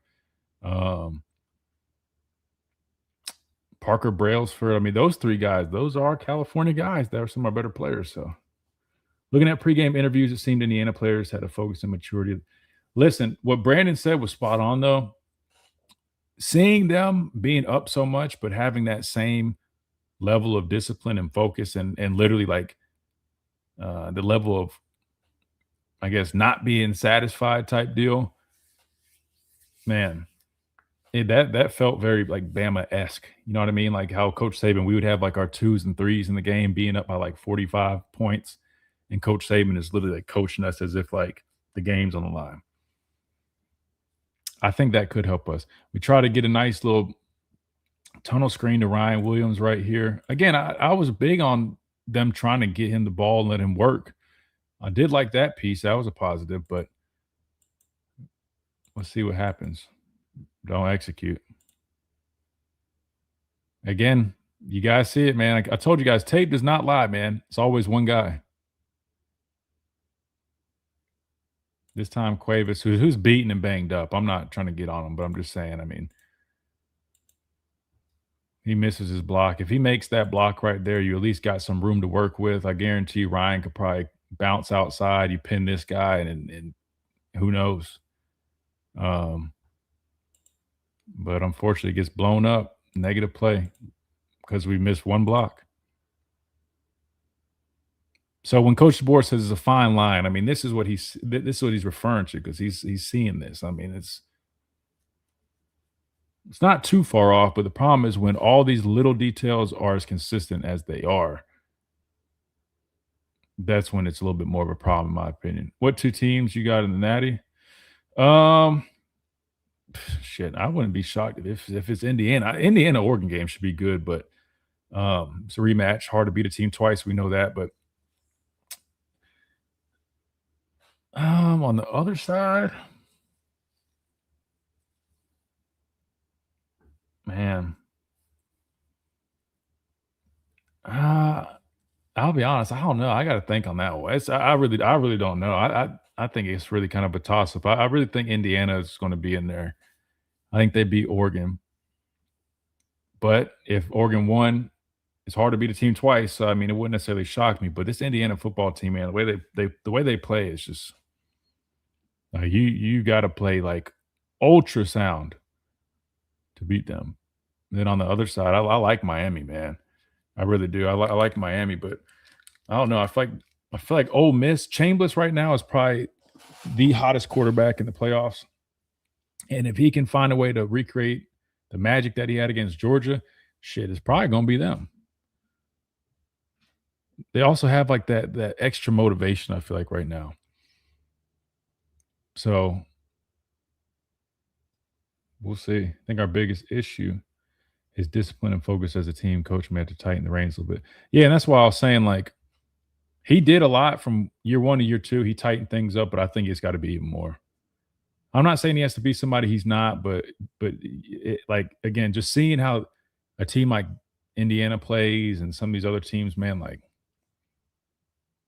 I just don't feel like we're getting I'm not getting everything out of our guys. And it's not just him.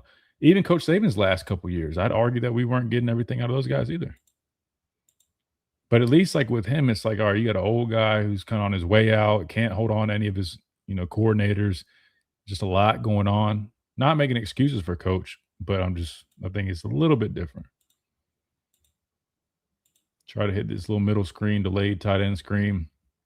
I like the concept, but they bat the ball down, man. But you see, I mean, if we get that off, we got a nice little army in front of us, but missed that. And let's see what happened after that. Did we skip something? No. See, 3rd and 3 again. A lot of these for Indiana, man. They set themselves up on 1st and 2nd down. And that's what happens when you can run the football.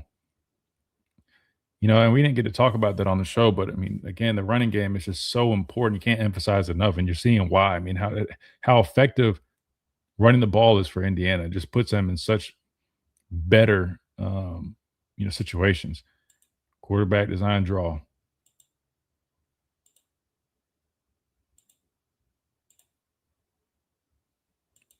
I mean, again, sprint out, get him out of the pocket. He does a nice job throwing on the run too. This time he ends up making a smart decision, taking off, running it. Something I just think Ty needs to be more confident doing, not worrying about trying to get it down the field all the time. If it's not there, it's not there. Just take what you got. Let's see what we got on this.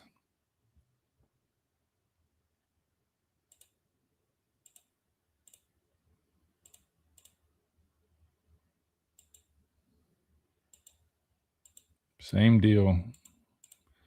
2 plays they love, duo and inside zone, man.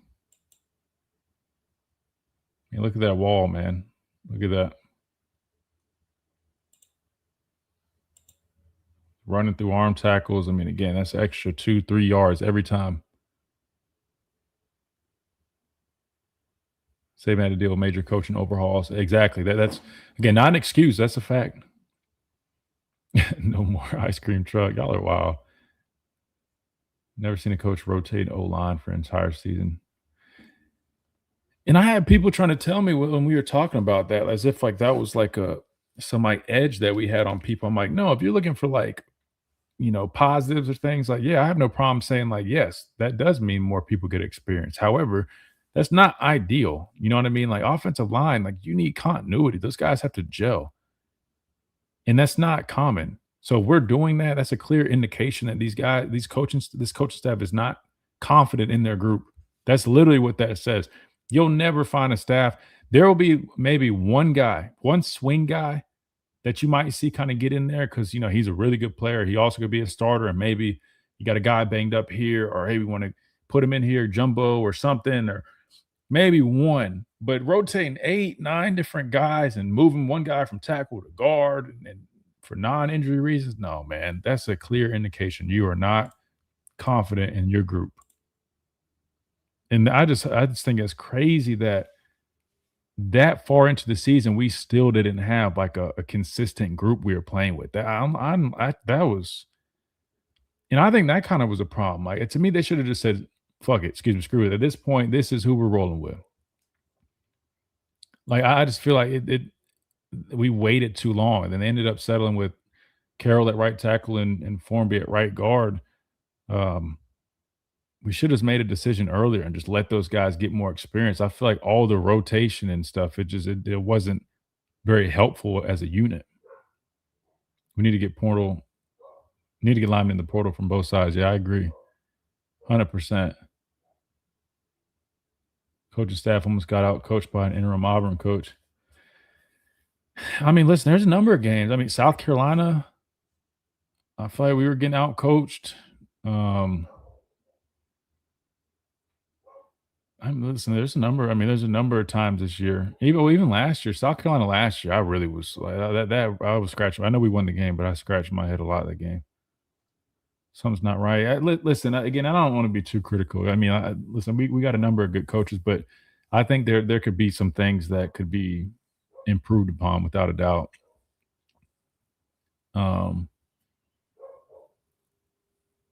Christian, I still don't know who's the best starting O-line right now. I'll be honest with you. I mean, that probably makes two of us. I mean, I feel like the five they've been rolling with has been pretty decent. They've been okay. I mean, they're still not, they're not nearly as good as I would hope them to be. But if you just start, listen, I look at it. I mean, left tackle, you know who you got. Center, you know who you got. It really was a matter of left guard, and right tackle. Let's start right tackle because I feel like that's important. Formby, man, like it's interesting. South Carolina, he actually played a damn good game. If you go back and watch, he blocked Dylan Stewart, who's one of the nation's best edge rushers, really well. He did a damn good job in that game.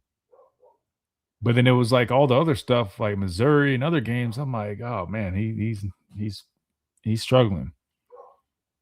So on one hand, I kind of understand why it was probably so difficult for the staff because it's like, well, bro, there's no consistency.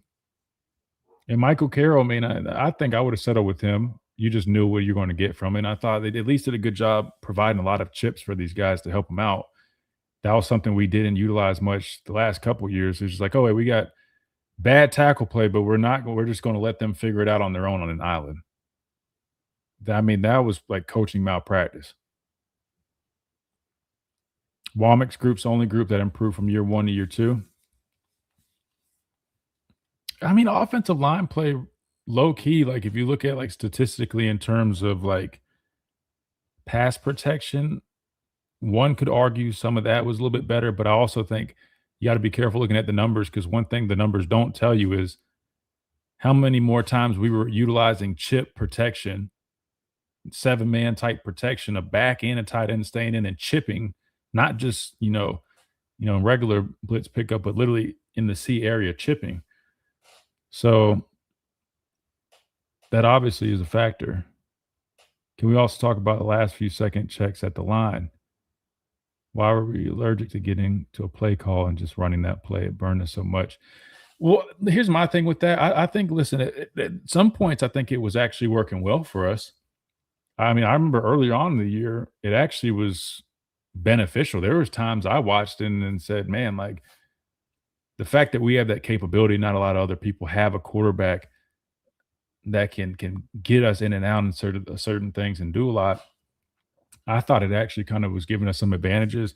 I think what started happening is the defenses started watching tape and started picking up on stuff, but then it stopped. And at that point, that's when we needed to kind of figure something else out. And then it took us like maybe 2 games ago to finally say, hey, these teams are making, defensive adjustments and checks. And now they're, beating us in this game of chess that we're so quote unquote playing. Now let's try to do some sugar huddle and just kind of force the issue. And it actually shows some positive results. But again, it's like we're always late to the party with stuff. I don't understand that, And I know so many people point these fingers at Grubb, and I'm not trying to say like, oh, turn it to Coach DeBoer, but at what point do you not say he is the head coach who's also an offensive guy? Coach DeBoer is not a defensive guy. He's just not. So why can't he put his stamp on it and say, hey, Grub, we're not effectively running the football. Just like you see all the time. There's head coaches who might have a history of calling plays. They got a coordinator. Shit's not going right. And then what happens? They take over play calling duties because they say, hey, all right, if we're going to if we're not going to have success, I mean, shit, it's going to fall on me at least. I'm going to at least have my say in it. I'm just wondering at what point, like, he steps in and it's like either we're making this change or I'm going to do that. You know what I mean? Like, I'm kind of waiting for that kind of moment.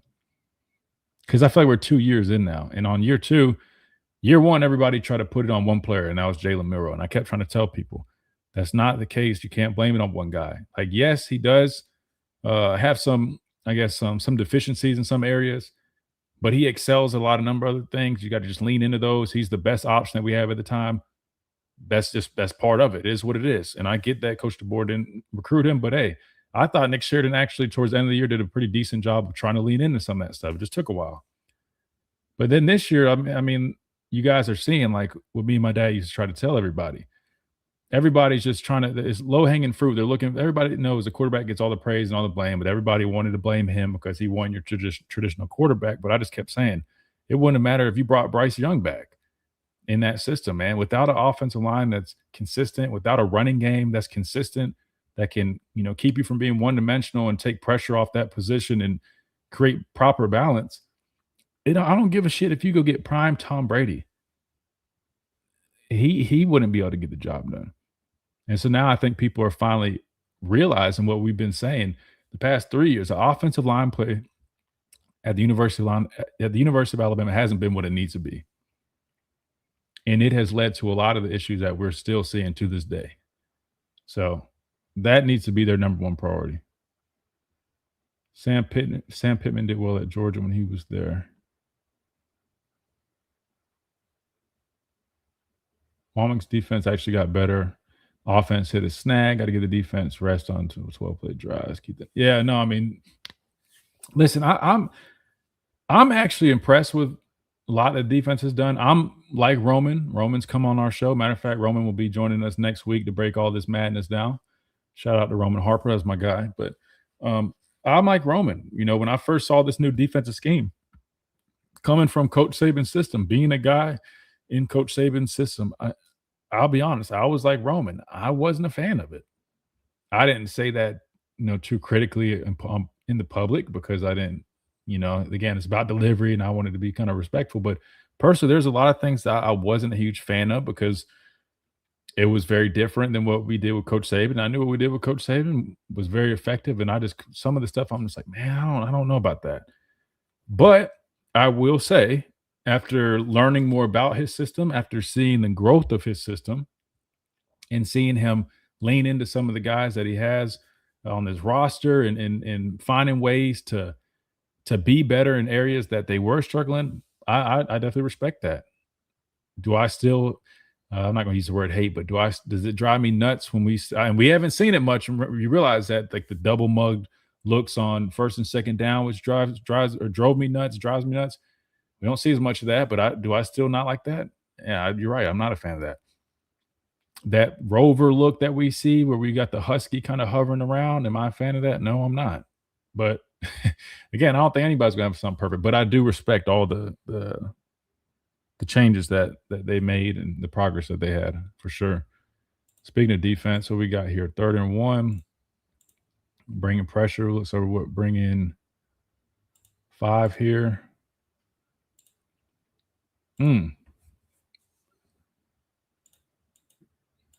Let's see what they do. So remember that stat I threw out where I said they scored on like 3 touchdowns on pressure? Well, I mean, here's why, and it's starting to make sense. I didn't realize this when I was watching it, but at least the other one was also, they go max protect, which, just so you guys know, if you go max protect, there's only 3 guys running routes, right? Because you got 7 guys. Your 8th is the quarterback. There's only 3 players that are going for routes.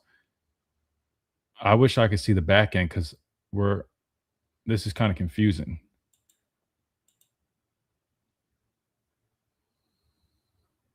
I don't know what's going on in the back end, but I'm kind of confused because again, they only got 3 guys running routes. How do we get in this position? Because we've got underneath droppers. I don't know what the coverage is. I don't know. I mean, initially, well, let me see something real quick.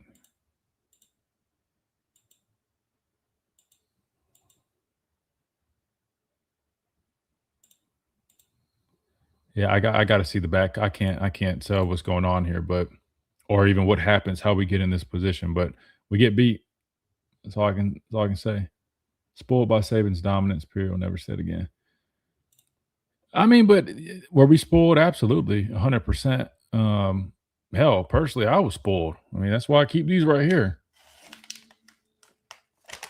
I'm sure you guys have seen this. I'm not trying to be a tool, but like I said, it's just a reminder to myself all the hard work that we put in, man. Like, shit, I was spoiled too. I talked to a lot of guys that played college, and they didn't have this luxury like this. And hell, I lost 2 national championships. Imagine if we won those. I wouldn't even be able to fit them in this thing. But at the same time, though,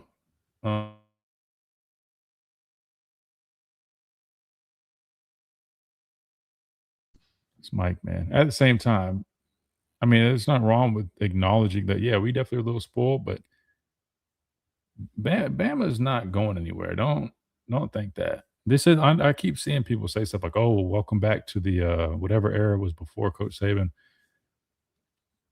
With NIL, with where Coach Saban built this program up to, with the resources now, with the reputation, the brand, nah, it won't be that. Now, will we play in 4 straight national championship games like we did when I was in school?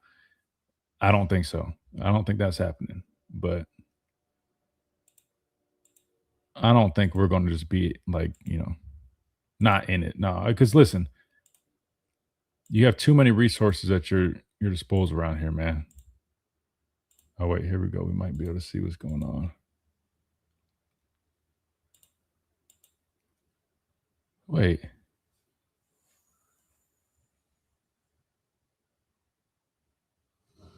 Bro. This was a 2-man route. It was 8-man protection. They went jumbo. I had an extra offensive lineman in the game. I didn't even realize that.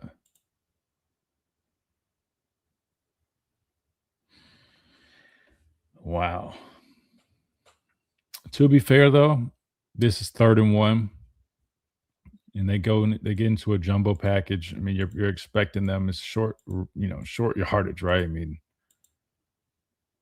but we're playing off though. How are you playing off like that?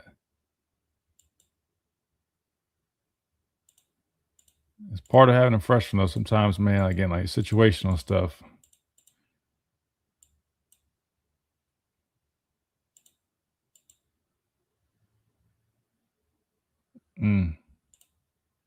I mean, he's just a man coverage out there, but damn, dude. These dudes have 2 people running routes.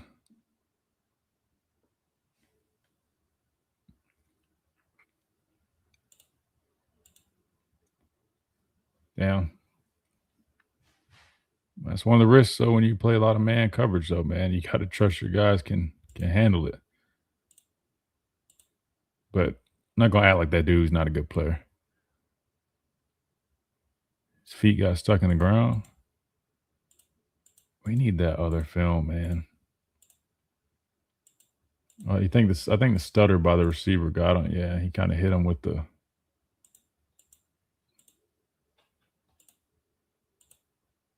good route. I mean, I get it though. It's 3rd and 1. I mean, I'm sure you're naturally thinking, especially a man, you're already playing off, man. Like it's gonna be tempting to kind of to bite down on that. I mean, again, great call by these guys. That's what I'm saying. You got to give them credit, man. 3rd and 1. They say, shit, they're probably gonna be aggressive in man. We're gonna take a shot here. No safety help over the top. Damn. All right, let's watch a few more. Let's see. Hell, we might as well almost finish this. We're about done anyway. Yeah, that receiver broke that cushion. Nice route, though. He started sounding like he was running a slant or something. Need more stipulations on NIL and transfer portal. Good luck. Good luck. Double mug. They pop out. Again, I told you guys, it's same kind of concept you see a lot from Oklahoma, man. Show a lot, pop out. I think he scrambles right here. He had a nice little first series, man. He had a nice little first series. Nice job getting out. Wonder what he'll do. Y'all think he goes to Michigan State with what's his name? Nick Sheridan?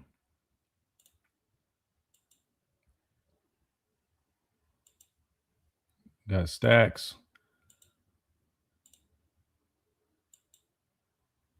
Really nice throw. Really nice throw, hitting it right in that window. Hit him in stride. So that was, I mean, I'm not gonna lie. When I first saw this, I was like, oh shoot, we're gonna have all these people like, why the hell hadn't he been playing?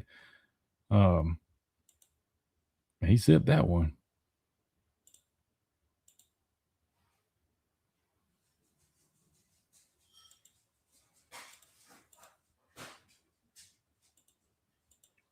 He looked good that first series. I ain't gonna lie. He was we listened to him in that press conference. He said, man, I gotta be ready to play. And sure enough, it ended up coming to fruition.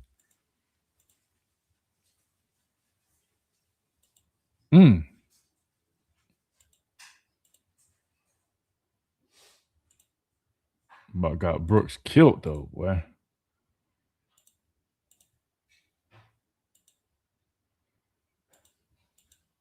You gotta see the back copy. I can't tell exactly what's going on.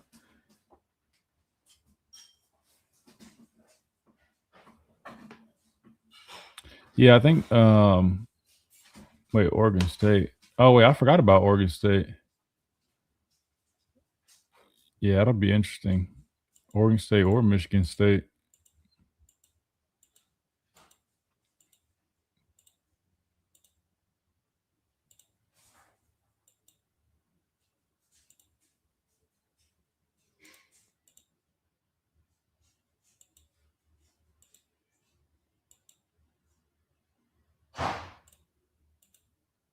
These guys, man.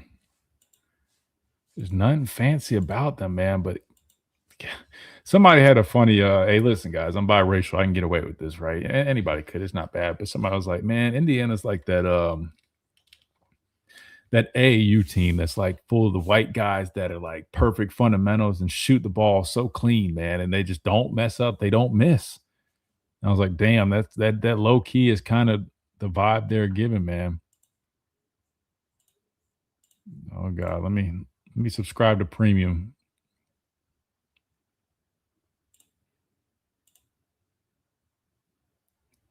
Sorry, guys. I'd give more details on like, coverage and stuff, but it's really hard to tell without really having the full picture, man. So unfortunately, I can't even really give as much breakdown details on this breakdown as I would like, but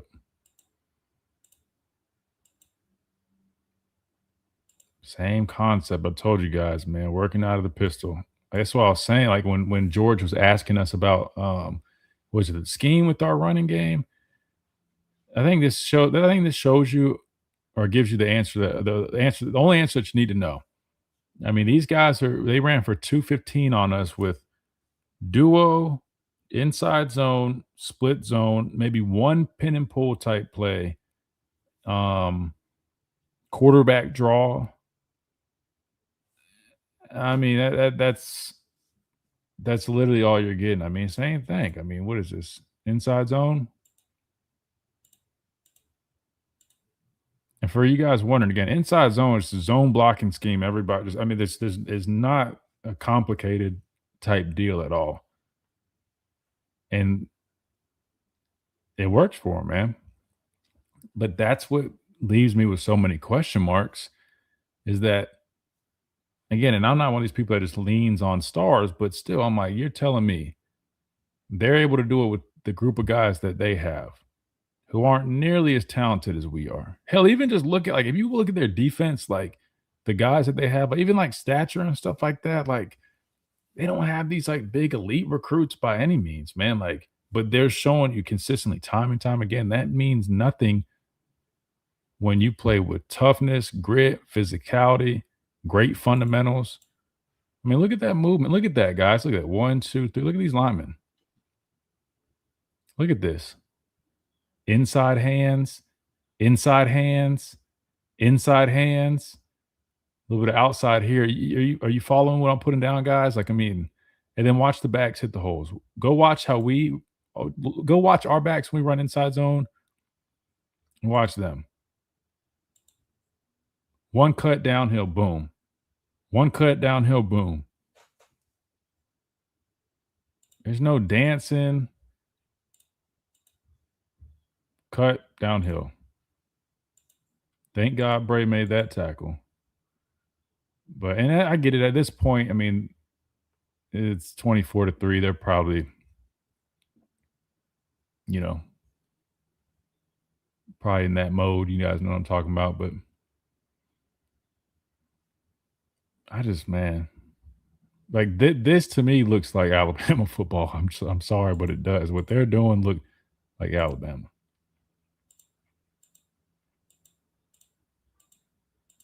That guy was tough, man, because he got hurt, came back in there, and here we go again.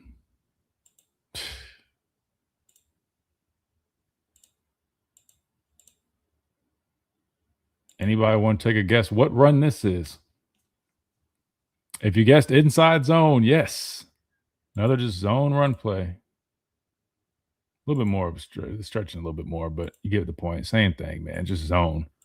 Just running zone.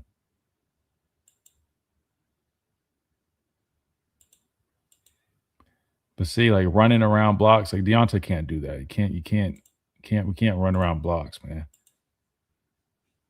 You can't. You're running out of position. Nobody for the cutback. We're arm tackling. We're not getting off blocks.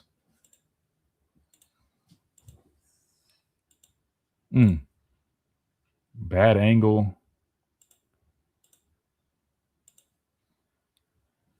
I mean, yeah, that's where it starts getting ugly, guys. We probably need to wrap this up, but standing straight up, like, come on, man.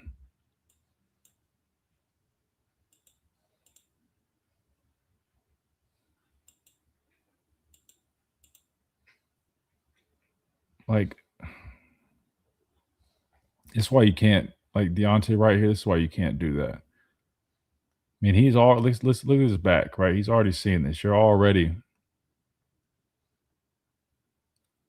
right here. What does that back do? He just cuts back. I mean, you're taking yourself out. You got to attack this guy. You know what I mean? If Deontay squeezes this even a little bit, I mean, you got Tim trying to run down the line. You got somebody there, but when he makes that decision to go around and tries to finesse it, I'm just telling you this right now. Our coaches, we didn't teach this. I don't know if they're teaching this either, but we were taught you're going to address the blocker. You know what I mean? Like they didn't let us run around blocks. We couldn't. We didn't have the option. They'd take you out. If you did that, you make a decision like that, and they're taking you out. I mean, did Ruben do it every now and then and make a damn good athletic play? Sure. But if you're going to make that decision, you damn sure better use some athleticism and make it. But you can't do that. Can't have that, man. They do that a lot. I think it's being taught. I'll be honest with you. I've seen them work some drills like that. That's what I'm saying. Like, there's some things, again, you're never going to be like, oh, man, I love every single thing. But that's one of the things that, like with us, and I didn't play. I played inside backer in practice some. But I'm just telling you right now, we didn't. And you go watch Georgia and those guys, they don't do that. Everything's downhill. You force the issue. Like, it's hat in hands. Kirby he'll take you out of the game if you do that. I've never been a fan of teaching backers to. You got a guy that's athletic, and every now and then he makes a business decision to make a big play or something like that. That's one thing. But like the way 41, if you watch him, 41 doesn't do that. Like, that's how the way 41 plays is why I like the way he plays. I mean, that's how our backers played.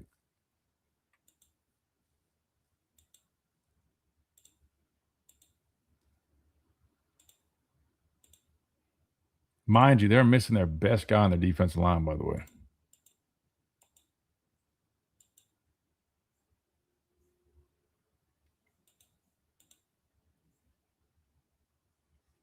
Like, I just like it's just I feel like we see these pictures too much, right? Turning back. I hate seeing offensive linemen turn back. That's a problem. I mean, they're only bringing 4, man. They show 5, they only bring 4.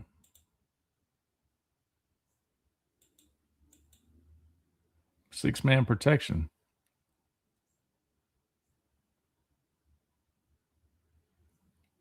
I feel like Michael Carroll is supposed to hang on that. Let me see what. So he's bowling him. But that's I guess part of the territory. You're playing a young guy like that. Stuff like that's going to happen. He probably should have hung on that. I get it though. He sees that guy coming outside, but I would imagine once you buy that, unless this guy's overly committed, there's nobody to pass it off to though. So again, I mean, but that's the issue. But this is one of those things. Like, yeah, they do a good job, but this is on us right here as a unit. That's 100% on us as a unit. I just feel like we have too many of these. Like looking back, like, oh shit. There's too much of that. That's got to be cleaned up this offseason.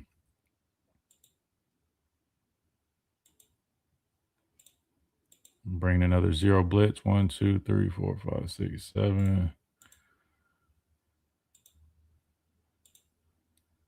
Same thing. Remember I said earlier when we first saw that? It's one thing to be aggressive, but when you start being a little too predictable or you're doing that a little bit too much, like, yeah, we've seen other, images of them popping out, but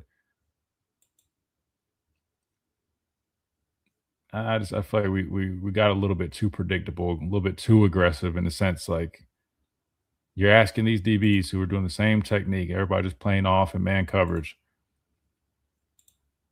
And then, like I said, if you're going to do that, you got to get home. Somebody's got to come free. You can't bring 7 guys and literally and have this picture. There is no rush or pressure on this guy whatsoever. And we just brought 1, 2, 3, 4, 5, 6, 7 guys. You know what I mean? Like, that's you're going to get beat like that. If you're going to make calls like that, being aggressive, you got to make sure your guys are getting home. 2nd and 5. So this is for the people that that say like, oh man, that 4-2-5. This is a 3-4 that we're playing right here, right? So we don't just sit and nickel the whole time. So we're actually running a 3-4 defense right here, and the reason why is they're in a heavy set jumbo formation. They bring in an extra tackle as a second tight end, right? So that's this guy as a traditional tight end. So what do? We're in our 3-4 look, right? Outside backer, outside backer. So if anybody tells you like, oh, the 3-4 defense, like, listen, yeah, we run a lot of nickel. You have to because everybody plays 11 personnel blue, right? But we can adjust. And so here we're in it, but let's see what happens. Backers are playing downhill, but unfortunately, my guy, not Nakai Hill Green right there, we're losing that battle. Really good job by that offensive lineman. We're doing a decent job on initial contact, at least with Edric right here. But here's the problem, right? And I feel like I see this sometimes, and this is a learning moment for him. He's young, he'll learn. At this level, like in high school, you can have tendencies like this and be okay, meaning not shed a guy and try to go make a play. In college, that shit does not go well because these guys just don't give up. So great initial, I mean, like he's got good pad level, great initial strike. He's getting his extension, right? I'm talking about 90 right here. But the development office, the coaching point is we got to shed that guy. Just like I've been showing clips of those guys shedding our players and making plays. We can't just try to just walk off blocks, right? We're just like trying to walk off the block. You can't do that because this guy is also trying to do his job. And at this level, especially when you're playing a good football team, these guys are coached. They're going to finish. This guy's got a shed right here. And it starts with hand placement. Looks like we got outside hands, right? So we need to get inside hands, better hand placement. But listen, like the effort, I love the effort. I mean, he's trying. He's a young guy. He'll learn. But if I could coach him up right now, if I was Freddie Roach, we got to shed this. We got to have better inside hands so we can, because it's hard to shed when you're out here, right? You got to have your hands inside, and we got to violently shed that guy. You got to violently shed that guy, then go make the play. We can't make the play before we got to handle our issue first. We're in a fight right here. We're fighting somebody. We got to win this battle first completely. That said, he's still somewhat in position. He still should make this play, but you see what I'm talking about. Without shedding, this guy, he's all up on you. You know what I mean?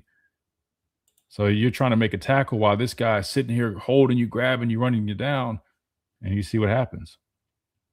So it's just those little details again. And I'm not saying these like all I'm talking about right now, these are coaching points that their coaches are telling them the exact same shit that I'm saying right now. It's not to pick on anybody. It's not to say we're bad. So I'm not saying any of that. These are just coaching points that when Adam asked, like, what are some things that happened that we might not have seen watching the game? Like, these are those little details. You know, it's not like this guy just broke through free. It's just little details. We didn't shed. We got a guy sitting there hugging up on us, and he's not letting us make that play. And this guy's doing a really good job running through contact. Boom. Just look at his feet. Keeps his feet moving, running through contact. Balls high and tight. These guys are really good, really, really well coached, man. And the same thing, man. They're just off to the races. I mean, it's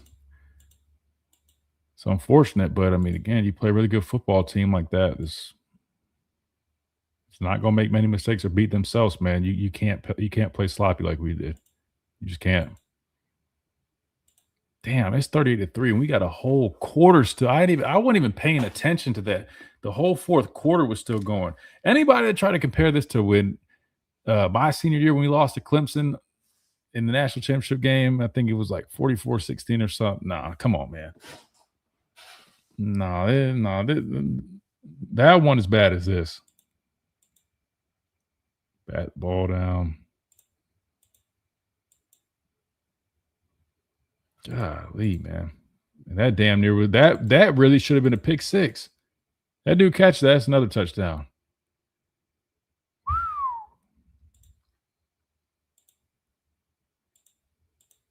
When we get the other angles, I promise we'll revisit some of this tape, and then we'll actually be able to see a lot more. That way I can actually see what everybody's doing. Especially on I want to go back and really look at some of the coverage that Indiana was playing. I can't really see it on this angle. Same thing, simulated pressure type deal. Popping guys out. Nice job hitting germ. We'll take it. Shh. 396 yards to 168. 200 of that on the ground. You guys recognize this play? This is that play that we hit Ryan for that 60-something yard touchdown, I think, when he came back from that injury. I'm pretty sure it's the same play. Like the reverse flea flicker to the screen. Big play. Making guys miss, man.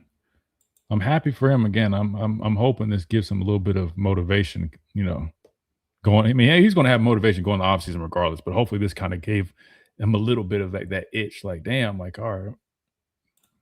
A little bit of confidence going into the offseason, I should say.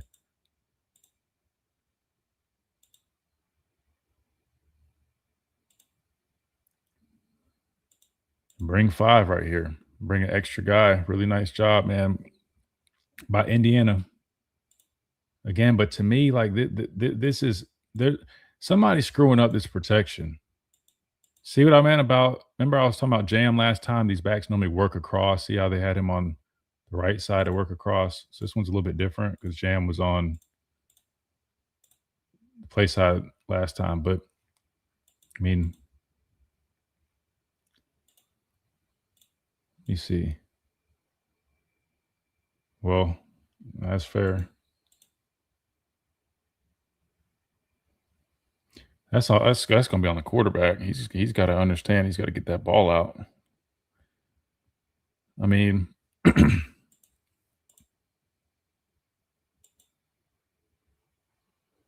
unless they screwed up the protection, they're supposed to be like fanning out to the field, like Proctor here, guard here.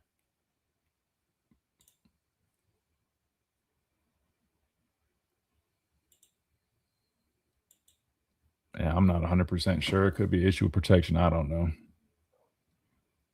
But I mean, just when we talked about this, they're going to bring a lot of pressure from different ways. You don't know where it's coming. This is exactly what we talked about, man. And they execute so well when they do it too. You see the difference though with our defense. We're trying to bring 8. They sit back. They protect it. They hit us. They're bringing 5 guys max and getting home because what they're utilizing that pre-snap look to throw off the blocking scheme and have free hitters, man. That's what I'm saying. Like that to me, how do I say this in like a respectful way? That shows the differences in like the coaching performance from that game, right? Like you got on one end, you see our pressure packages and how they're kind of like, it's almost like you see what they're doing. I would call that like, I'm trying to think of an example. In terms of like something with like great depth, right? Like what they're doing is a lot more advanced and you're seeing that in real time versus what we're doing is kind of like a little bit more of a basic version. It's not nearly as complex or layered. And I think you could just tell the difference. You know what I mean? So when I talk about like being out coach, that's what I'm talking about. Stuff like that, man. Man, that was the last one. All right. So that said, I know that was probably not fun to watch, but our defense is very basic. Yeah. I mean, that's what I was trying to say, like in a respectful way. I just feel like it's a good defense. But it doesn't have the same layers as a Georgia defense and Oklahoma defense and Illinois defense. I mean, shit, somebody needs to give their defensive coordinator way more credit. He doesn't get any credit, I feel like. I don't hear much about the guy, and you hardly know who he was. But without a doubt, I just think you guys can see now, like, there's like levels to stuff, right? You know, I think you kind of saw that with some of these games this season. So now we did get better with our disguise. We did more this year. Like that's what I'm saying. There is growth. Like I feel like we did more, but it's still maybe not the same as you're seeing with some of these other. We're still kind of a little bit in a different level with things. But everybody's got their own philosophy. Some people don't mind being simple because they're like, hey, we got good players anyway. And our good players should be able to execute what we're trying to run regardless of what we run. But listen, Indiana doesn't have the same level of players, and that's why you see that they're doing different things and it works. I mean, that's why their linebackers, I think, were responsible for like 17 sacks this year. Because that's what they do. They bring pressure, they mix things up, they show different looks, and they execute really well. So there's that. We broke it down. Tomorrow's Saturday, so we don't have a show, which means we won't be back on until Monday. So with that said, by then we should have the official tape that we normally utilize.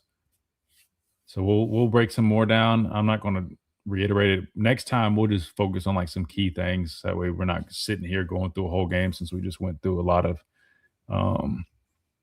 that game just with the highlights here. Thank God we didn't have any issues, so that's a plus. But like I mentioned, season's done, but we're going to be, full speed ahead. So transfer portal news, we're definitely going to be talking about that. Spring ball will be here before you know it. We'll be talking about all of that. There's probably going to be some changes, in some other areas with this team.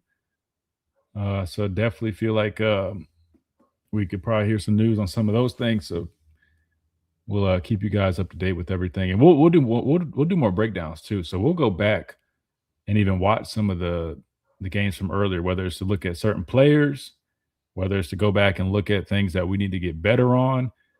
I want to treat it like we're in the coaching office, like we're in the coaching staff room, and we're breaking down tape and seeing what needs to be better going to next year. So we're going to spend the whole offseason doing all that stuff. So don't worry, the season's over, but we're not done. We're going to keep it rolling like we always do. We might talk a little bit of basketball once things kind of really pick up with that, but